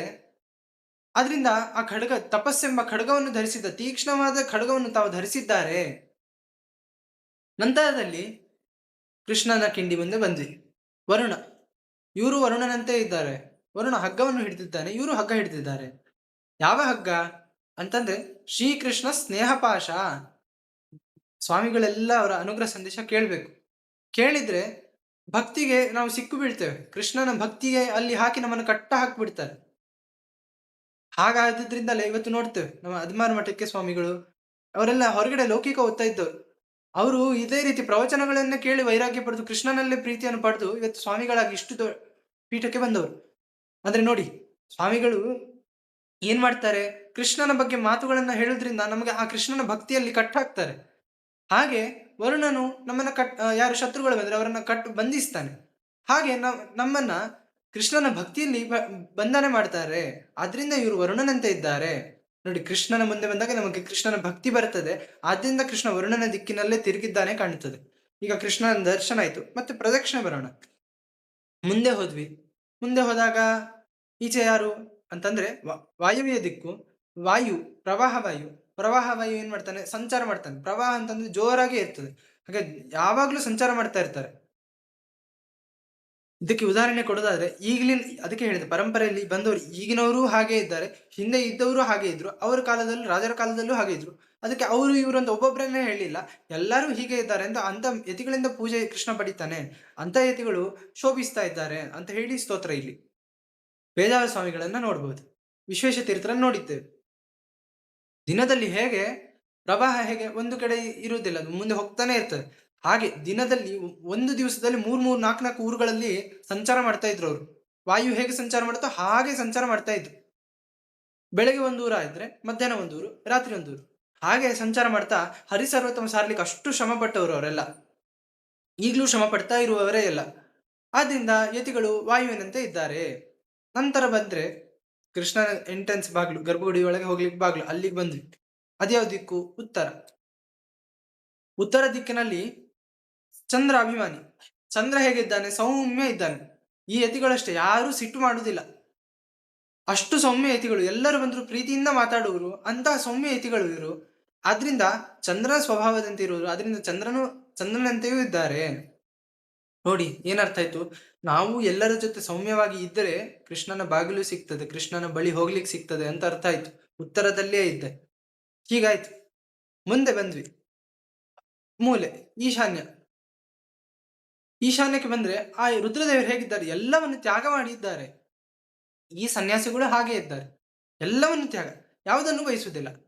ನಮಗ್ ಎಲ್ಲವನ್ನು ಸಮಾಜಕ್ಕೆ ಅಂತ ಹೇಳಿ ಕೊಡ್ತಾ ಇರೋರು ನೋಡಿ. ರಾಜರು ಇಂಥ ಗ್ರಂಥಗಳನ್ನು ನಮಗೋಸ್ಕರನೇ ಕೊಟ್ಟದ್ದು. ಆದ್ರಿಂದ ಶಾಂತಿ ವಿಭಾಜೋ ವಿರಕ್ತಾ ಯೋಗೀಂದ್ರ ಚಿತ್ರಲೋಕ, ಇಂಥ ವಿಚಿತ್ರ ಎಲ್ಲ ಅಷ್ಟದಿಕ್ಪಾಲಕರು ಅಷ್ಟರಲ್ಲೂ ಇರುವುದು ಇಂತಹ ಯತಿಗಳು ಮಧ್ವದಾಸಾಹ. ಆಚಾರ್ಯ ಮಧ್ವರ ಮಾತಿಗೆ ಎಂದೂ ತಪ್ಪದೇ ಇರೋರು ಅಂತಹ ಮಧ್ವದಾಸರು. ಈ ಎಲ್ಲ ಯತಿಗಳು ಏನ್ ಮಾಡ್ತಾ ಇದ್ದಾರೆ, ಜಯಂತಿ ಮೆರಿತಾ ಇದ್ದಾರೆ, ಶೋಭಿಸ್ತಾ ಇದ್ದಾರೆ. ಇಂಥವ್ರ ಹತ್ರ ಕೃಷ್ಣ ಪೂಜೆ ತಗೊಳ್ತಾ ಇದ್ದಾನೆ. ನಂತರದಲ್ಲಿ ಪ್ರದಕ್ಷಿಣೆ ಬಂದ್ವಿ. ಯಾರನ್ನ ಪ್ರದಕ್ಷಿಣೆ ಬಂದದ್ದು? ಕೃಷ್ಣನನ್ನ ಪ್ರದಕ್ಷಿಣೆ ಬಂದದ್ದು. ಅದಕ್ಕೋಸ್ಕರ ಈಗ ಕೃಷ್ಣನ ಸ್ತೋತ್ರ ಮಾಡ್ತಾ ಇದ್ದಾರೆ. ಇವತ್ತು ಆ ಸುಳಾದಿಯನ್ನು ಹಾಕಿದ್ರು ರಾಮಚಂದ್ರ ದಾಸರದ್ದು. ಕೃಷ್ಣ ಉಡುಪಿಗೆ ಬಂದದ್ದು ಬಹುಶಃ ಅದು ಇಲ್ಲಿದೆ ಸಿಕ್ಕಿದ ವಿಷಯವೋ ಕಾಣ್ತದೆ. ಹಾಗೆ ಇದೆ ನೋಡಿ. ದ್ವಾರಾವತೀಂ ಸಕಲ ಭಾಗ್ಯವತೀಂ ಉಪೇಕ್ಷ ಗೋಪಾಲ ಬಾಲಲಲನಾಕರ ಪೂಜನಂಚ ವಾರ್ಧೀಂ ವಧುಗ್ರಹ ಅತೀತ್ಯ ಸಮಧ್ವನಾಥೋ ಯತ್ರಾಸ್ತಿ ತದ್ರಜತ ಪೀಠ ಪುರಂ ಗರೀಯಃ. ಕೃಷ್ಣನ ಚಿಂತನೆಯನ್ನು ಮಾಡ್ತಾ ಇದ್ದಾರೆ. ಯಾಕೆ ಕೃಷ್ಣ ಉಡುಪಿಗೆ ಬಂದ, ಎಲ್ಲಿದ್ದ ಅಂತಂದ್ರೆ, ರುಕ್ಮಿಣಿ ದೇವಿ ನೋಡಿದ್ಲು, ದೇವಕಿ ಬೇಡಿಕೊಂಡ್ಲಂತೆ. ದ್ವಾರಕೆಯಲ್ಲಿದ್ದಾಗ ದೇವಕಿ ಬೇಡಿಕೊಂಡ್ಲು, ಕೃಷ್ಣ ನಿನ್ನ ಬಾಲಲೀಲೆಗಳನ್ನ ನೋಡೇ ಇಲ್ಲ, ತೋರಿಸು. ಸರಿ ಅಂತ ಅವಳ ಕೈಯಲ್ಲಿದ್ದ ಕಡಗೋಲನ್ನ ಕಿತ್ಕೊಂಡು, ಹಗ್ಗವನ್ನು ಕಿತ್ಕೊಂಡು ಚೆನ್ನಾಗಿ ಚಿಕ್ಕ ಮಗುವಾಗಿ ಓಡಾಡಿ ಆಟಾಡಿ ಅವಳಿಗೆ ಎಷ್ಟು ಭಾರಿ ಸಂತೋಷವನ್ನು ಪಡಿಸಿದ. ತನ್ನ ಗಂಡ ಕಾಣ್ತಿಲ್ಲ ಹುಡುಕ್ತಾ ರುಕ್ಮಿಣಿ ದೇವಿ ಆ ಕಿಟಕಿಯಲ್ಲಿ ಇಣುಕಿ ನೋಡಿದ್ರೆ ಗಂಡ ಚಿಕ್ಕ ಹುಡುಗನಾಗಿದ್ದಾನೆ. ಎಷ್ಟು ಮುದ್ದು ಅಂತಂದ್ರೆ ನೋಡಿದ್ರೆ ಅವಳಿಗೆ ಸಾನೆ ಆಗ್ಲಿಲ್ಲ. ಇನ್ನು ನನಗೆ ಈ ರೂಪನೇ ಬೇಕು ಪೂಜೆಗೆ. ವಿಶ್ವಕರ್ಮನನ್ನು ಕರೆದ್ಲು, ತೋರಿಸಿದ್ಲು, ನೋಡು ಕೃಷ್ಣ ಹೀಗಿದ್ದಾನೆ, ನನಗೆ ಇದೇ ರೀತಿ ಪ್ರತಿಮೆ ಬೇಕು. ವಿಶ್ವಕರ್ಮ ಪ್ರತಿಮೆ ಸರಿ ಮಾಡೋಣ ಅಂತ ಹೇಳಿ ಶಾಲಿಗ್ರಾಮ ಶಿಲೆ, ದೇವರ ನಿತ್ಯ ಸನ್ನಿಧಾನ ಇರುವ ಶಿಲೆ, ಅದನ್ನೇ ತಗೊಂಡು ತಾನೇನ್ ಮಾಡಿದ, ಕೃಷ್ಣನನ್ನು ಕೆತ್ತಿಕೊಟ್ಟ. ಆ ಕೃಷ್ಣನನ್ನ ರುಕ್ಮಿಣಿ ದೇವಿ ನಿತ್ಯ ಪೂಜೆ ಮಾಡ್ತಿದ್ಲು. ಬರೀ ರುಕ್ಮಿಣಿ ಅಂತಂದ್ರೆ ಆ ರುಕ್ಮಿಣಿ ದೇವಿ ಜೊತೆ ಚಿಕ್ಕ ಚಿಕ್ಕ ಹೆಣ್ಣು ಮಕ್ಕಳೆಲ್ಲರೂ ಪೂಜೆ ಮಾಡ್ತಾ ಇದ್ರು. ಎಂತ ಹೆಣ್ಣುಮಕ್ಕಳು, ಸಾಮಾನ್ಯರಲ್ಲ ಅವರೆಲ್ಲ, ಗೋಪಾಲ ಬಾಲಿಕೆಯರು. ಅಂದ್ರೆ ಕೃಷ್ಣನಿಗೆ ಭಾರಿ ಪ್ರೀತಿ ಯಾವುದು? ಗೋಗಳು ಭಾರಿ ಪ್ರೀತಿ. ಆ ಗೋಗಳನ್ನ ಸೇವೆ ಮಾಡುವಂತ ಚಿಕ್ಕ ಚಿಕ್ಕ ಹೆಣ್ಣು ಮಕ್ಕಳು. ಅಂತ ಹೆಣ್ಣು ಮಕ್ಕಳು ಆ ಹಸುವಿನ ಮುಟ್ಟಿ ಸೇವೆ ಮಾಡಿದಂತ ಆ ಕೈಗಳಿಂದ ಕೃಷ್ಣನನ್ನು ಪೂಜಿಸ್ತಾ ಇದ್ವು. ಅದೆಲ್ಲ ಪೂಜೆಯನ್ನ ಕೃಷ್ಣ ಏನ್ ಮಾಡಿದ, ಯಾವುದೂ ಬೇಡ ಸಾಕು ಅಂತ ಹೇಳಿ, ನನಗೆ ಮಧ್ವರ ಪೂಜೆ ಬೇಕು ಅಂತ ಹೇಳಿ ಕೃಷ್ಣ ಏನ್ ಮಾಡಿದ, ವಾರ್ಧೀಂ ವಧುಗ್ರಹಮತೀತ್ಯ, ತನ್ನ ಹೆಂಡತಿಯ ತವರು ಮನೆ ಯಾವುದು? ಸಾಗರ, ಸಮುದ್ರದಲ್ಲಿ ಹುಟ್ಟಿದ್ದು. ಆ ಸಮುದ್ರದಲ್ಲಿ ಹುಟ್ಟಿದಂಥವಳು ಲಕ್ಷ್ಮೀದೇವಿ, ಅವಳ ತವರು ಮನೆ ಸಮುದ್ರ. ಆ ಸಮುದ್ರವನ್ನು ದಾಟಿಕೊಂಡು ಕೃಷ್ಣ ಏನ್ ಮಾಡಿದ, ಮಧ್ವರಿದ್ದಲ್ಲಿಗೆ ಬಂದ. ಅಂದ್ರೆ ಆಚಾರ್ಯ ಮಧ್ವರ ಪೂಜೆಯನ್ನು ಪಡೆಯೋಣ ಅಂತ ಬಂದ. ಆದ್ರಿಂದ ದ್ವಾರಕೆಯನ್ನು ತ್ಯಾಗ ಮಾಡಿ ನಮಗೋಸ್ಕರ ಇಲ್ಲಿ ಬಂದಿದ್ದಾನೆ ಕೃಷ್ಣ ಅಂತ. ಉಡುಪಿ ಕ್ಷೇತ್ರ ಭಾರಿ ಶ್ರೇಷ್ಠ ಅಂತ. ಯತ್ರಾಸ್ತಿ ತದ್ರಜತ ಪೀಠಪುರಂ ಗರೀಯ. ಮತ್ತೆ ನೋಡಿ, ತದ್ರಜ, ಕೃಷ್ಣನಿಗೆ ಎಷ್ಟು ಪ್ರೀತಿ ಅಂತ ನನ್ನದು ಅಂತ ಕೃಷ್ಣ ಹೇಳಿ ಅನೌನ್ಸ್ ಮಾಡಿ ಆಯ್ತು ಕಾಣುತ್ತೆ. ಅದಕ್ಕೆ ವಾದಿರಾಜರು ಹೇಳ್ಬೇಕಾರೆಲ್ಲ ತದ್ರಜತ ಪೀಠಪುರಂ, ಆ ಕೃಷ್ಣನಿಗೆ ಸಂಬಂಧಿಸಿದ ರೂಪ್ಯಪೀಠ ಉಡುಪಿ ಅಂತ ಕ್ಷೇತ್ರ ಶೋಭಿಸ್ತಾ ಇದೆ, ಶ್ರೇಷ್ಠವಾಗಿದೆ ಅಂತ ಹೇಳ್ತಾ ಇದ್ದಾರೆ. ಹಾಗೆ ಮತ್ತೆ ಹೇಳ್ತಾ ಇದ್ದಾರೆ, ಏನು ವಿಶೇಷ ಅಂತಂದ್ರೆ, ರೂಪ್ಯಾತ್ಮಕಸ್ಯ ಭವತಸ್ತುಲ ನಾಮ್ನ ಬೇಜು ಕ್ಷೇತ್ರಾಣಿ ಭಾರತ ಮಹೀರಚಿತಾನ್ಯ ಮೂನಿ ಈಶಾಚಲಂ ಚ ಜಯಸೀಶ್ವರ ಮಾತ್ರವಾಸಂ ಶ್ರೀಮಧ್ವಹಸ್ತ ಕಮಲಾರ್ಚಿತ ಕೃಷ್ಣಮೂರ್ತಿಯ. ಅಂದ್ರೆ ಈ ಕ್ಷೇತ್ರ ಭಾರಿ ಶ್ರೇಷ್ಠ. ಯಾಕೆ ಗೊತ್ತಾ ಅಂತಂದ್ರೆ,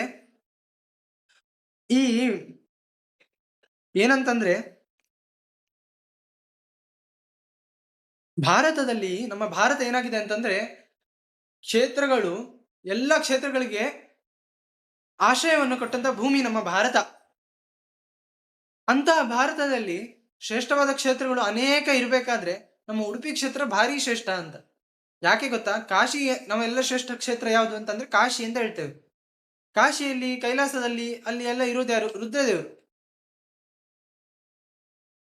ಆ ರುದ್ರದೇವರು ಅಲ್ಲಿದ್ದಾರೆ. ಬರೀ ರುದ್ರದೇವರು ಮಾತ್ರ ಇರೋದಲ್ಲಿ. ಆದ್ರೆ ಉಡುಪಿ ಕ್ಷೇತ್ರ ಶ್ರೇಷ್ಠ ಯಾಕೆ ಗೊತ್ತಾ?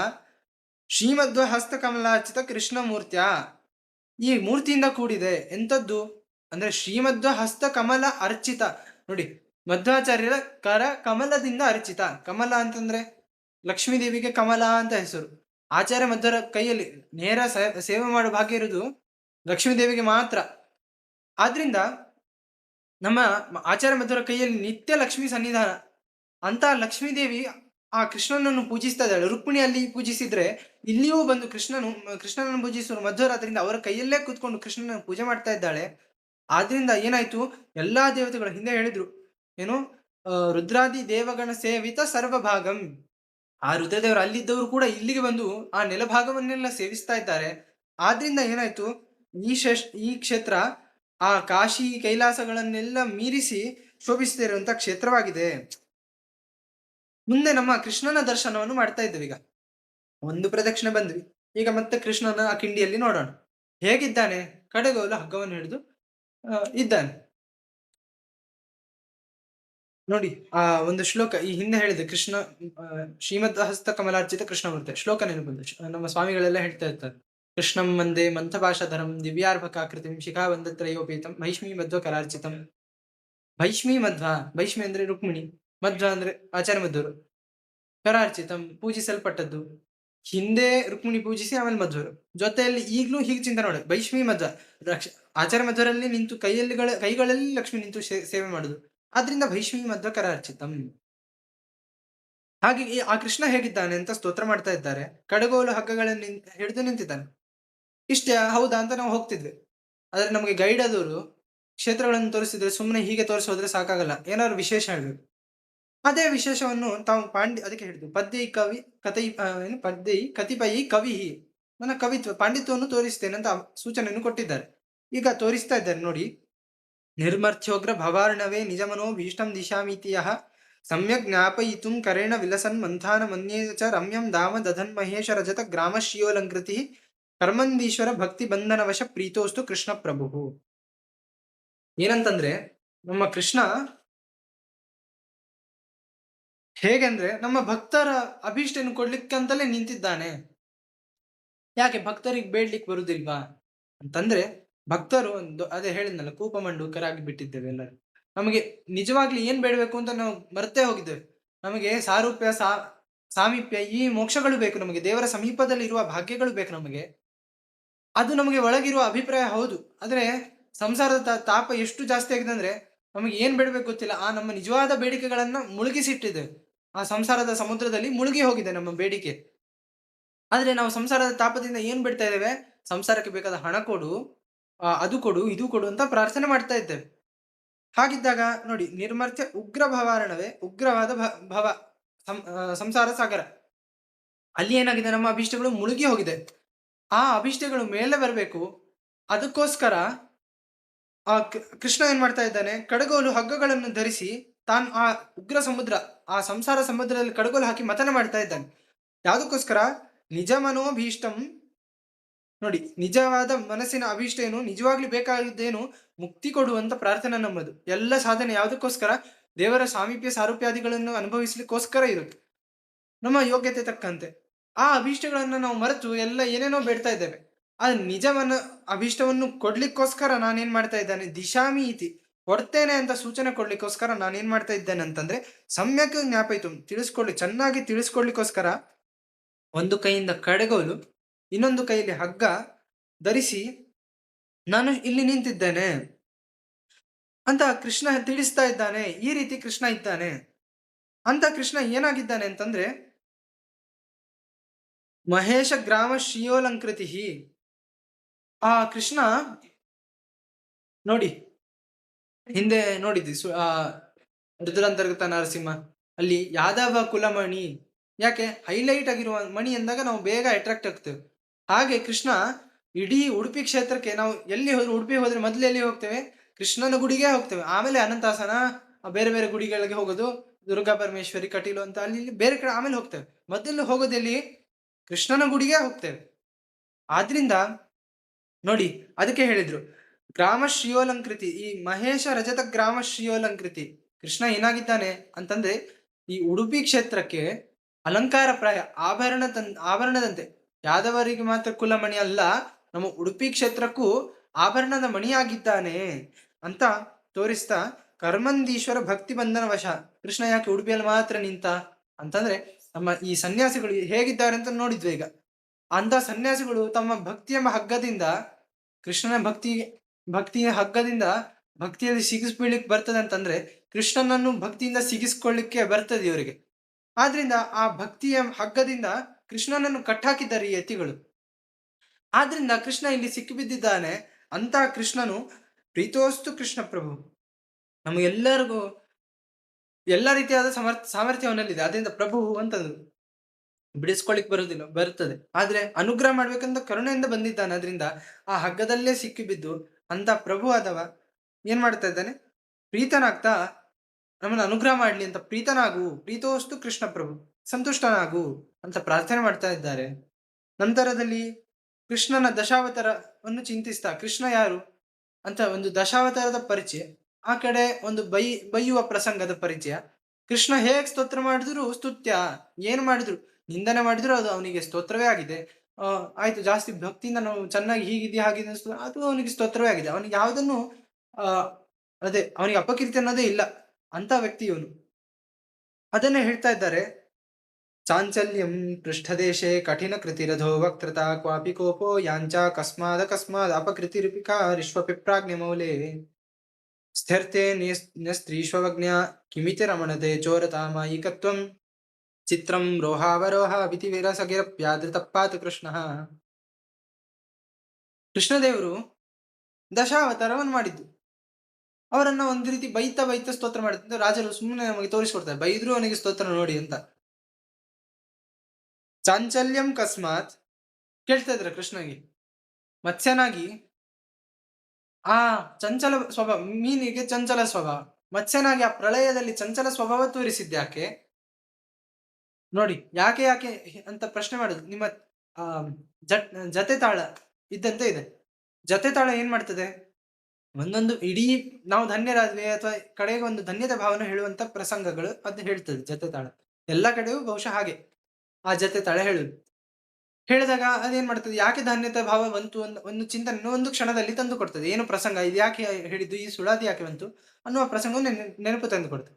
ಹಾಗೆ ರಾಜರು ಒಂದೊಂದು ಶಬ್ದಗಳಿಂದ ಯಾಕೆ ಪ್ರಶ್ನೆ ಮಾಡುವ ಮೂಲಕ ಇಡೀ ಚಿಂತನೆ, ಮತ್ಸ್ಯಾವತಾರ ಅಲ್ಲಿ ಮಾಡಿದ ಲೀಲೆ ಏನು ಎಲ್ಲವನ್ನು ಚಿಕ್ಕದಾಗಿ ತಂದು ಕೊಟ್ರು. ಅದನ್ನು ಬೇಕಾದ್ರೆ ಮತ್ತೆ ಯಾವಾಗ ನೋಡೋಣ, ಅಲ್ಲಿ ಏನ್ ರಾಜರು ಎಷ್ಟು ಸ್ತೋತ್ರ ಮಾಡಿದ್ರೆ ಅದನ್ನೇ ನೋಡ್ತಾ ಹೋಗೋಣ. ಚಾಂಚಲ್ಯಂ ಕಸ್ಮಾತ್, ಮತ್ಸ್ಯನಾಗಿ ಆ ದೋಣಿಯನ್ನು ಧರಿಸಿ ಚಂಚಲ ಯಾಕೆ ತೋರಿಸಿದಿ, ನೀನು ಚಾಂಚಲ್ಯವನ್ನು ಯಾಕೆ ತೋರಿಸಿದಿ, ರಕ್ಷಣೆ ಮಾಡ್ಲಿಕ್ಕೋಸ್ಕರ ಅಂತ ಎಲ್ಲ ಕಥೆ ನೆನಪು ಬರ್ಬೇಕೀಗ. ನಂತರ ಪೃಷ್ಠದೇಶೆ ಕಠಿಣ ಕೃತಿ ಕಸ್ಮಾತ್, ಇನ್ನು ವಾಸ್ತವಿಕ ಮೃದು ಸ್ವಭಾವದ ಆದ್ರೆ ಬೆನ್ನಿನ ಕಠೋರ ಭಾಗ ಮಾಡಿಕೊಂಡು ಇದ್ದದ್ಯಾಕೆ, ಕೂರ್ಮಾವತಾರ ಮಾಡಿದ್ಯಾಕೆ ನೋಡಿ, ನೆನಪು ಮಾಡಿಕೊಳ್ಳಿ. ಆಯ್ತು. ಅಧೋ ವಕ್ತೃತಃ ಕಸ್ಮಾತ್, ತಲೆ ಬಾಗಿಸಿದ್ಯಾಕೆ, ವರಾಹ ತಲೆ ಬಾಗಿ ಭೂಮಿಯನ್ನು ಧರಿಸಿದ್ದಾನೆ, ಹೀಗೆ ತಲೆ ಬಗ್ಗಿಸಿದ್ದಾನೆ. ಆ ತಲೆ ಬಗ್ಗಿಸಿದ್ಯಾಕೆ ನೋಡಿ, ವರಾಹ ಭೂಮಿಯನ್ನು ಎತ್ತಲಿಕ್ಕೆ ತಲೆಯನ್ನು ಬಾಗಿಸಿದ. ಆ ಎಲ್ಲ ಚಿಂತನೆ. ನಂತರ ಕ್ವಾಪಿ ಕೋಪ ಹಾಕಿ ಕಸ್ಮಾತ್, ಯಾಕಾದ್ರೂ ಕೋಪ ಮಾಡಿದಿ, ಯಾಕೋ ನರಸಿಂಹ ಯಾಕೆ ಮಾಡಿದಿ, ಅವತಾರ ಯಾಕೆ ಮಾಡಿದಿ ನೋಡಿ, ನರಸಿಂಹ ಅವತಾರದ ಚಿಂತನೆ. ನಂತರದಲ್ಲಿ ಉಪಕಾರೇಶ್ವಪಿ ಅಪಕೃತಿ ಕಸ್ಮಾತ್, ಉಪಕಾರ ಮಾಡಿದವರೆಲ್ಲ ಅಪಕೃತಿ ಯಾಕೋ, ಅಮ್ಮ ನಿತ್ಯದಲ್ಲಿ ಹಿತವನ್ನು ಬಯಸೋಳು, ಅವಳಲ್ಲಿ ಅಪಕಾರ, ಅವಳ ತಲೆಯನ್ನ ಕಡ್ದಾಕಿದ್ದಿ ಯಾಕೋ ನೋಡಿ. ಪರಶುರಾಮನ ಚಿಂತನೆ ಮಾಡಿ ಆ ಕತೆ ಯಾಕೆ ಏನಾಯ್ತು ಚೆನ್ನಾಗಿ ಸರಿಯಾಗಿ ತಿಳ್ಕೊಳ್ಳಿ. ನಂತರ ಸ್ಥಿರತೆ ಅನ್ಯೇಷು ಅನ್ಯ ಸ್ತ್ರೀಷು ಅವಜ್ಞಾ ಕಸ್ಮಾತ್, ಒಂದು ಹೆಣ್ಣಿಗೋಸ್ಕರ ಇನ್ನೊಂದು ಹೆಣ್ಣನ್ನು ಅವಮಾನ ಮಾಡಿದ್ಯಾಕೆ ನೋಡಿ. ಯಾಂಚಾಕಸ್ಮಾತ್ ಮಧ್ಯಕ್ಕೊಂದು ಬಿಟ್ಟೆ, ಯಾಕೆ ಬೇಡುವುದು ಯಾಕೆ, ವಾಮನ ಅವತಾರ ಯಾಕೆ ಮಾಡಿದಿ, ಪರಶುರಾಮ ಅವತಾರ ತಾಯಿಯ ತಲೆಯನ್ನೇ ಯಾಕೆ ಕಡ್ದಿ, ನಂತರ ಒಂದು ಹೆಣ್ಣಿಗೋಸ್ಕರ ಇನ್ನೊಂದು ಹೆಣ್ಣನ್ನು ಕುರೂಪಿಯಾಗಿ ಯಾಕೆ ಮಾಡಿದಿ, ಶೂರ್ಪಣಕ್ಕೆ ಬಂದ್ಲು, ಅವಳ ಮೂಗನ್ನು ಕಿವಿಯನ್ನು ಕತ್ತರಿಸಿ ಅವಳನ್ನು ಕುರೂಪಿಯಾಗಿ ಯಾಕೆ ಮಾಡಿದಿ. ರಾಮಾಯಣದ ಇಡೀ ಪ್ರಾರಂಭದ ಚಿಂತನೆ ಇದು. ಇಡೀ ರಾಮಾಯಣ ನೆನಪು ಬರ್ಬೇಕು, ಎಲ್ಲಿಂದ ಆರಂಭ ಆಯ್ತು, ಶೂರ್ಪಣಕ್ಕೆ ಬಂದ್ಲು, ಅಲ್ಲಿಂದ ರಾವಣನ ಪ್ರಸಂಗ ಬರ್ಬೇಕಾದ ಅವಶ್ಯಕತೆ ಬಂತು. ಅದರಿಂದ ಅದೇ ಪ್ರಸಂಗ ನೋಡಿ, ಯಾಕೆ ಅವಮಾನ ಮಾಡಿದಿ ನೋಡಿ. ಇಡೀ ಕಥೆಯನ್ನು ಅವತಾರ ಯಾಕೆ ಆಯ್ತು ಅನ್ನೋ ಚಿಂತನೆಯನ್ನು ಕೊಟ್ಟಿದ್ದಾರೆ. ಚೋ ಚೋರತಾ ಕಿಮಿತಿ, ಕಳ್ಳತನ ಯಾಕೆ? ಕೃಷ್ಣ ಅವತಾರ, ರಾಮ ಆಯ್ತು ಕೃಷ್ಣ. ಚೋರತಾ ಕಿಮಿತಿ, ಯಾವುದಕ್ಕೋಸ್ಕರ ಕಳ್ಳತನ? ಮಾಯಿಕತ್ವಂ ಕಿಮಿತಿ, ಎಲ್ಲ ಕಡೆ ಜಗತ್ತು ಶೂನ್ಯ ಶೂನ್ಯ ಮಾಯಾ, ಎಲ್ಲವೂ ಮಾಯಾ ಅಂತ ಯಾಕೆ ಆ ರೀತಿ ಪ್ರಚಾರ ಮಾಡಿದಿ? ಬುದ್ಧಾವತಾರ ಏನು ಪ್ರಸಂಗ ತಿಳಿದುಕೊಳ್ಳಿಕ್ಕೋಸ್ಕರ ನೋಡಿ, ಸಕ್ಕರೆ ಕೊಟ್ಟು ಔಷಧಿ ಕೊಡ್ತಾ ಇದ್ದಾರೆ. ರೋಹಾವರೋಹವು ಚಿತ್ರಂ, ಆ ಕುದುರೆಯನ್ನು ಏರೋದು ಇಳಿಯೋದು ಅದೆಲ್ಲ ಯಾಕೆ ಮಾಡ್ತಿ? ಕಲ್ಕಿ ಅವತಾರ, ಮುಂದೆ ಬರುವಂತ ಅವತಾರ, ಅದು ಯಾವ್ದಕ್ಕೋಸ್ಕರ ಮಾಡ್ತಾನೆ? ಇದೆಲ್ಲವನ್ನು ಯಾಕೋ ಯಾಕೋ ಈ ರೀತಿ ಮಾಡಿದಿ, ಈ ರೀತಿ ಮಾಡಿದ್ವಿ ಒಂಥರ ಬೈಯುತ್ತ ಒಂದು ರಾಗದಲ್ಲಿ ಹೇಳ್ತಾ, ಹ ಇತಿ ವಿರಸಗಿರಾಪಿ, ಒಂದು ಬೈಯುವ ಮಾತಿನಿಂದಲೂ ಸ್ತೋತ್ರದಂತ ಕೃಷ್ಣನು ಏನ್ ಮಾಡ್ಲಿ, ನಮ್ಮನ್ನ ಕಾಪಾಡ್ಲಿ ಅಂತ ಪ್ರಾರ್ಥನೆ ಮಾಡ್ತಾ ಇದ್ದಾರೆ. ಇನ್ನೊಂದು ರೀತಿ ಸ್ತೋತ್ರ ಚಿಂತನೆ ಹೇಗೆ ಅಂತಂದ್ರೆ, ಒಂದು ಹೆಣ್ಣು ಗೋಪಿಕೆ, ಕೃಷ್ಣ ಏನ್ ಮಾಡ್ತಾನೆ ಅಂತಂದ್ರೆ ಅವನ್ ಏನ್ ಮಾಡ್ತಾನೆ, ಕೆಲವೊಮ್ಮೆ ಗೋಪಿಕರ ಜೊತೆ ಇರ್ತಾನೆ. ಒಬ್ಬ ಗೋಪಿಕೆಯನ್ನು ಭಾರಿ ಪ್ರೀತಿಯಿಂದ ಒಂದ್ಸರಿ ಸ್ವಲ್ಪ ದಿವಸ ನೋಡ್ಕೊಳ್ತಾನೆ. ನಂತರ ಸ್ವಲ್ಪ ದಿವಸ ಆದ್ಮೇಲೆ ಅವಳು ಬೋರ್ ಆದವ್ರ ತರ ಅವಳನ್ನ ದೂರ ಮಾಡ್ತಾನೆ. ಇನ್ನೊಬ್ಳು ಹೆಣ್ಣ ಹತ್ರ ಹೋಗ್ತಾನೆ. ಅವಳು ಇವಳ ಬಗ್ಗೆ ಉಲ್ಟಾ ಪಲ್ಟಾ ಅವಳಿಗೆ ಹೇಳ್ತಾನೆ, ಚಾಡಿಯನ್ನ ಹೇಳ್ತಾನೆ. ಇದು ಚಾಂಚಲ್ಯ ಅಲ್ವಾ? ಅದಕ್ಕೆ ಆ ಹೆಣ್ಣು ಕೇಳ್ತಾ ಇದ್ದಾಳೆ, ಚಾಂಚಲ್ಯಂ ಕಸ್ಮಾತ್, ಯಾವ್ದಕ್ಕೋಸ್ಕರ ಚಂಚಲ ಮನಸ್ಸು ನಿನ್ನದು? ಮತ್ತೆ ಏನ್ ಮಾಡ್ದ, ಅವಳು ಬಂದ್ರೆ ಒಂಥರ ಮುಖ ತಿರುಗಿಸಿ ಹೋಗೋದು, ಈ ರೀತಿ ಎಲ್ಲ ಮಾಡುದು. ಕಠಿಣ ಕೃತಿ, ಆ ಕಠೋರವಾದ ಸ್ವಭಾವ ಯಾಕೋ, ಈ ರೀತಿ ಯಾಕೆ ಮಾಡಿದಿ? ಆಯ್ತು, ಇಷ್ಟೆಲ್ಲ ಪ್ರಶ್ನೆ ಮಾಡ್ತಾ ಇದ್ದಾನಲ್ಲ, ಪ್ರಶ್ನೆ ಮಾಡಿದ್ರೆ ತಲೆ ಬಾಗಿಸ್ತಿದ್ದಿ. ಅಧೋವಕ್ತತ ಅಕಸ್ಮಾತ್, ತಲೆ ಯಾಕೆ ಬಾಗಿಸ್ತಿ? ಆಮೇಲೆ ಪಾಪಿ ಕೋಪ, ಆಮೇಲೆ ಸ್ವಲ್ಪ ಸಿಟ್ಟು, ಅತಿ ಯಾರು ಪ್ರಶ್ನೆ ಮಾಡ್ತಾ ಹೋದ್ರೆ ಸ್ವಲ್ಪ ಸಿಟ್ಟು ಬರ್ತದೆ. ಹಾಗೆ ಕೃಷ್ಣ ಸ್ವಲ್ಪ ಮುಖ ಊದಿಸ್ಕೊಂಡ ಕಾಣುತ್ತದೆ, ಅದಕ್ಕೆ ಸಿಟ್ಟು ಯಾಕೋ. ಆಮೇಲೆ ಯಾಂಚ ಅಕಸ್ಮಾತ್, ಇನ್ನೊಬ್ರು ಗೋಪಿಕೆಯರಲ್ಲೆಲ್ಲ ಹೋಗಿ ಏನು ನನಗೆ ಬೆಣ್ಣೆ ಬೇಕು, ಹಸಿವಾಗಿದೆ ಅಂತ ನಾಟಕ ಮಾಡೋದು ಯಾಕೆ? ಅಥವಾ ಈ ರೀತಿ ಎಲ್ಲ ಯಾಕೆ ಮಾಡ್ತಾ ಇದ್ದಿ? ಆಮೇಲೆ ಉಪಕಾರ ಮಾಡಿದ್ರಲ್ಲಿ ಅಪಕಾರ, ನಿನಗೋಸ್ಕರ ನಾನು ಪ್ರೀತಿಯಿಂದ ಇಷ್ಟೆಲ್ಲ ಬೆಣ್ಣೆ ತರ್ತೇನೆ, ನಿನಗೋಸ್ಕರ ಬೆಣ್ಣೆ ಹಾಲು ಮೊಸರನ್ನೆಲ್ಲ ತರ್ತೇನೆ ನಾನು, ಆದ್ರೂ ನನ್ನನ್ನು ತ್ಯಾಗ ಮಾಡಿ ಅಲ್ಲಿ ಹೋಗಿ ನನ್ನ ಇಷ್ಟು ನೋವು ಮಾಡ್ತೀಯಲ್ಲ, ಇನ್ನೊಂದು ಹೆಣ್ಣಿಗೋಸ್ಕರ ನನ್ನನ್ನು ಅವಮಾನ ಮಾಡ್ತೀಯಲ್ಲ. ಆಮೇಲೆ ಚೋರತಾ ಕಿಮಿತಿ, ಅದೇ ನೋಡಿ, ನಾನು ಎಲ್ಲ ತಂದು ಕೊಟ್ರು ನೀನೇನ್ ಮಾಡ್ತಿ? ಕಳ್ಳತನ ಮಾಡ್ತಿ. ಯಾಕೋ? ಮಾಯಿಕತ್ವಂ ಕುತಃ, ಇಂಥ ಕುಬುದ್ಧಿ ನಿನಗೆ ಯಾಕೋ? ಆ ರೀತಿ. ಆಮೇಲೆ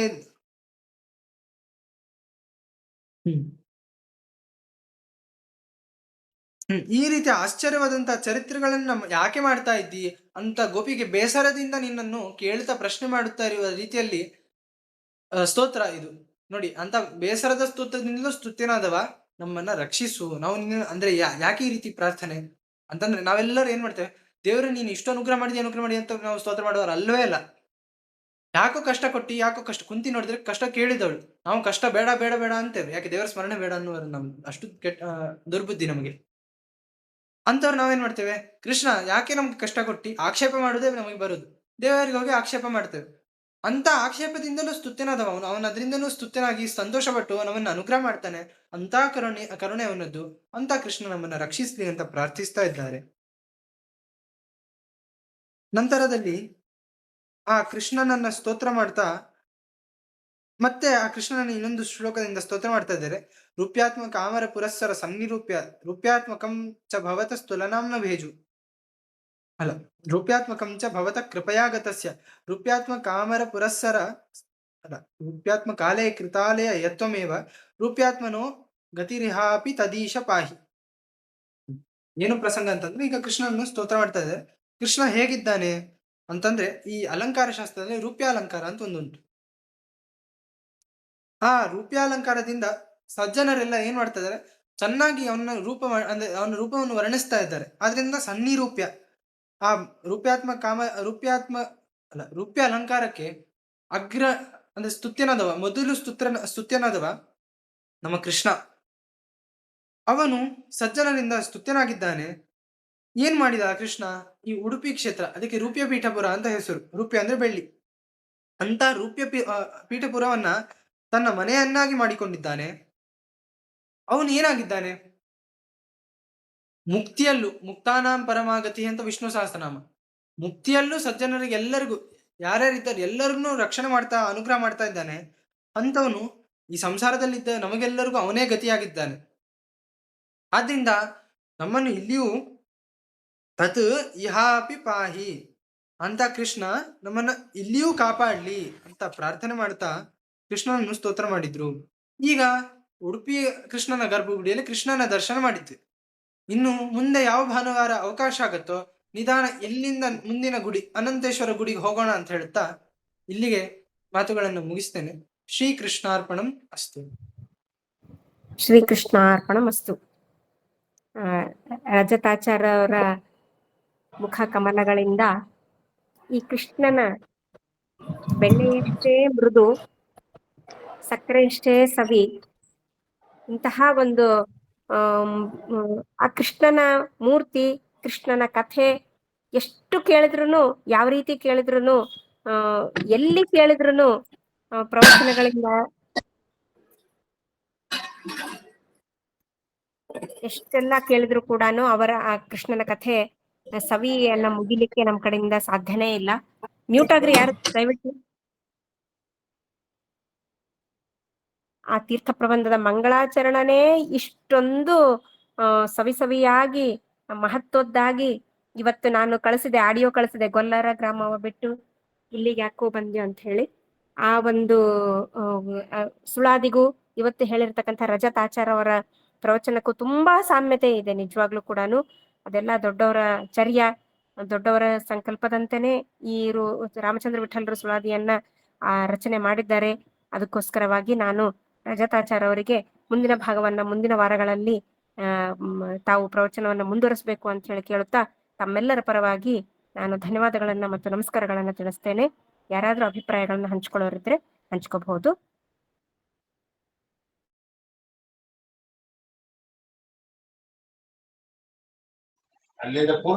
ಹರೇ ಶ್ರೀನಿವಾಸ ಅಲ್ಲ ಜಿಲ್ಲಾ ನಂಜಾಳ ಜಿಲ್ಲಾ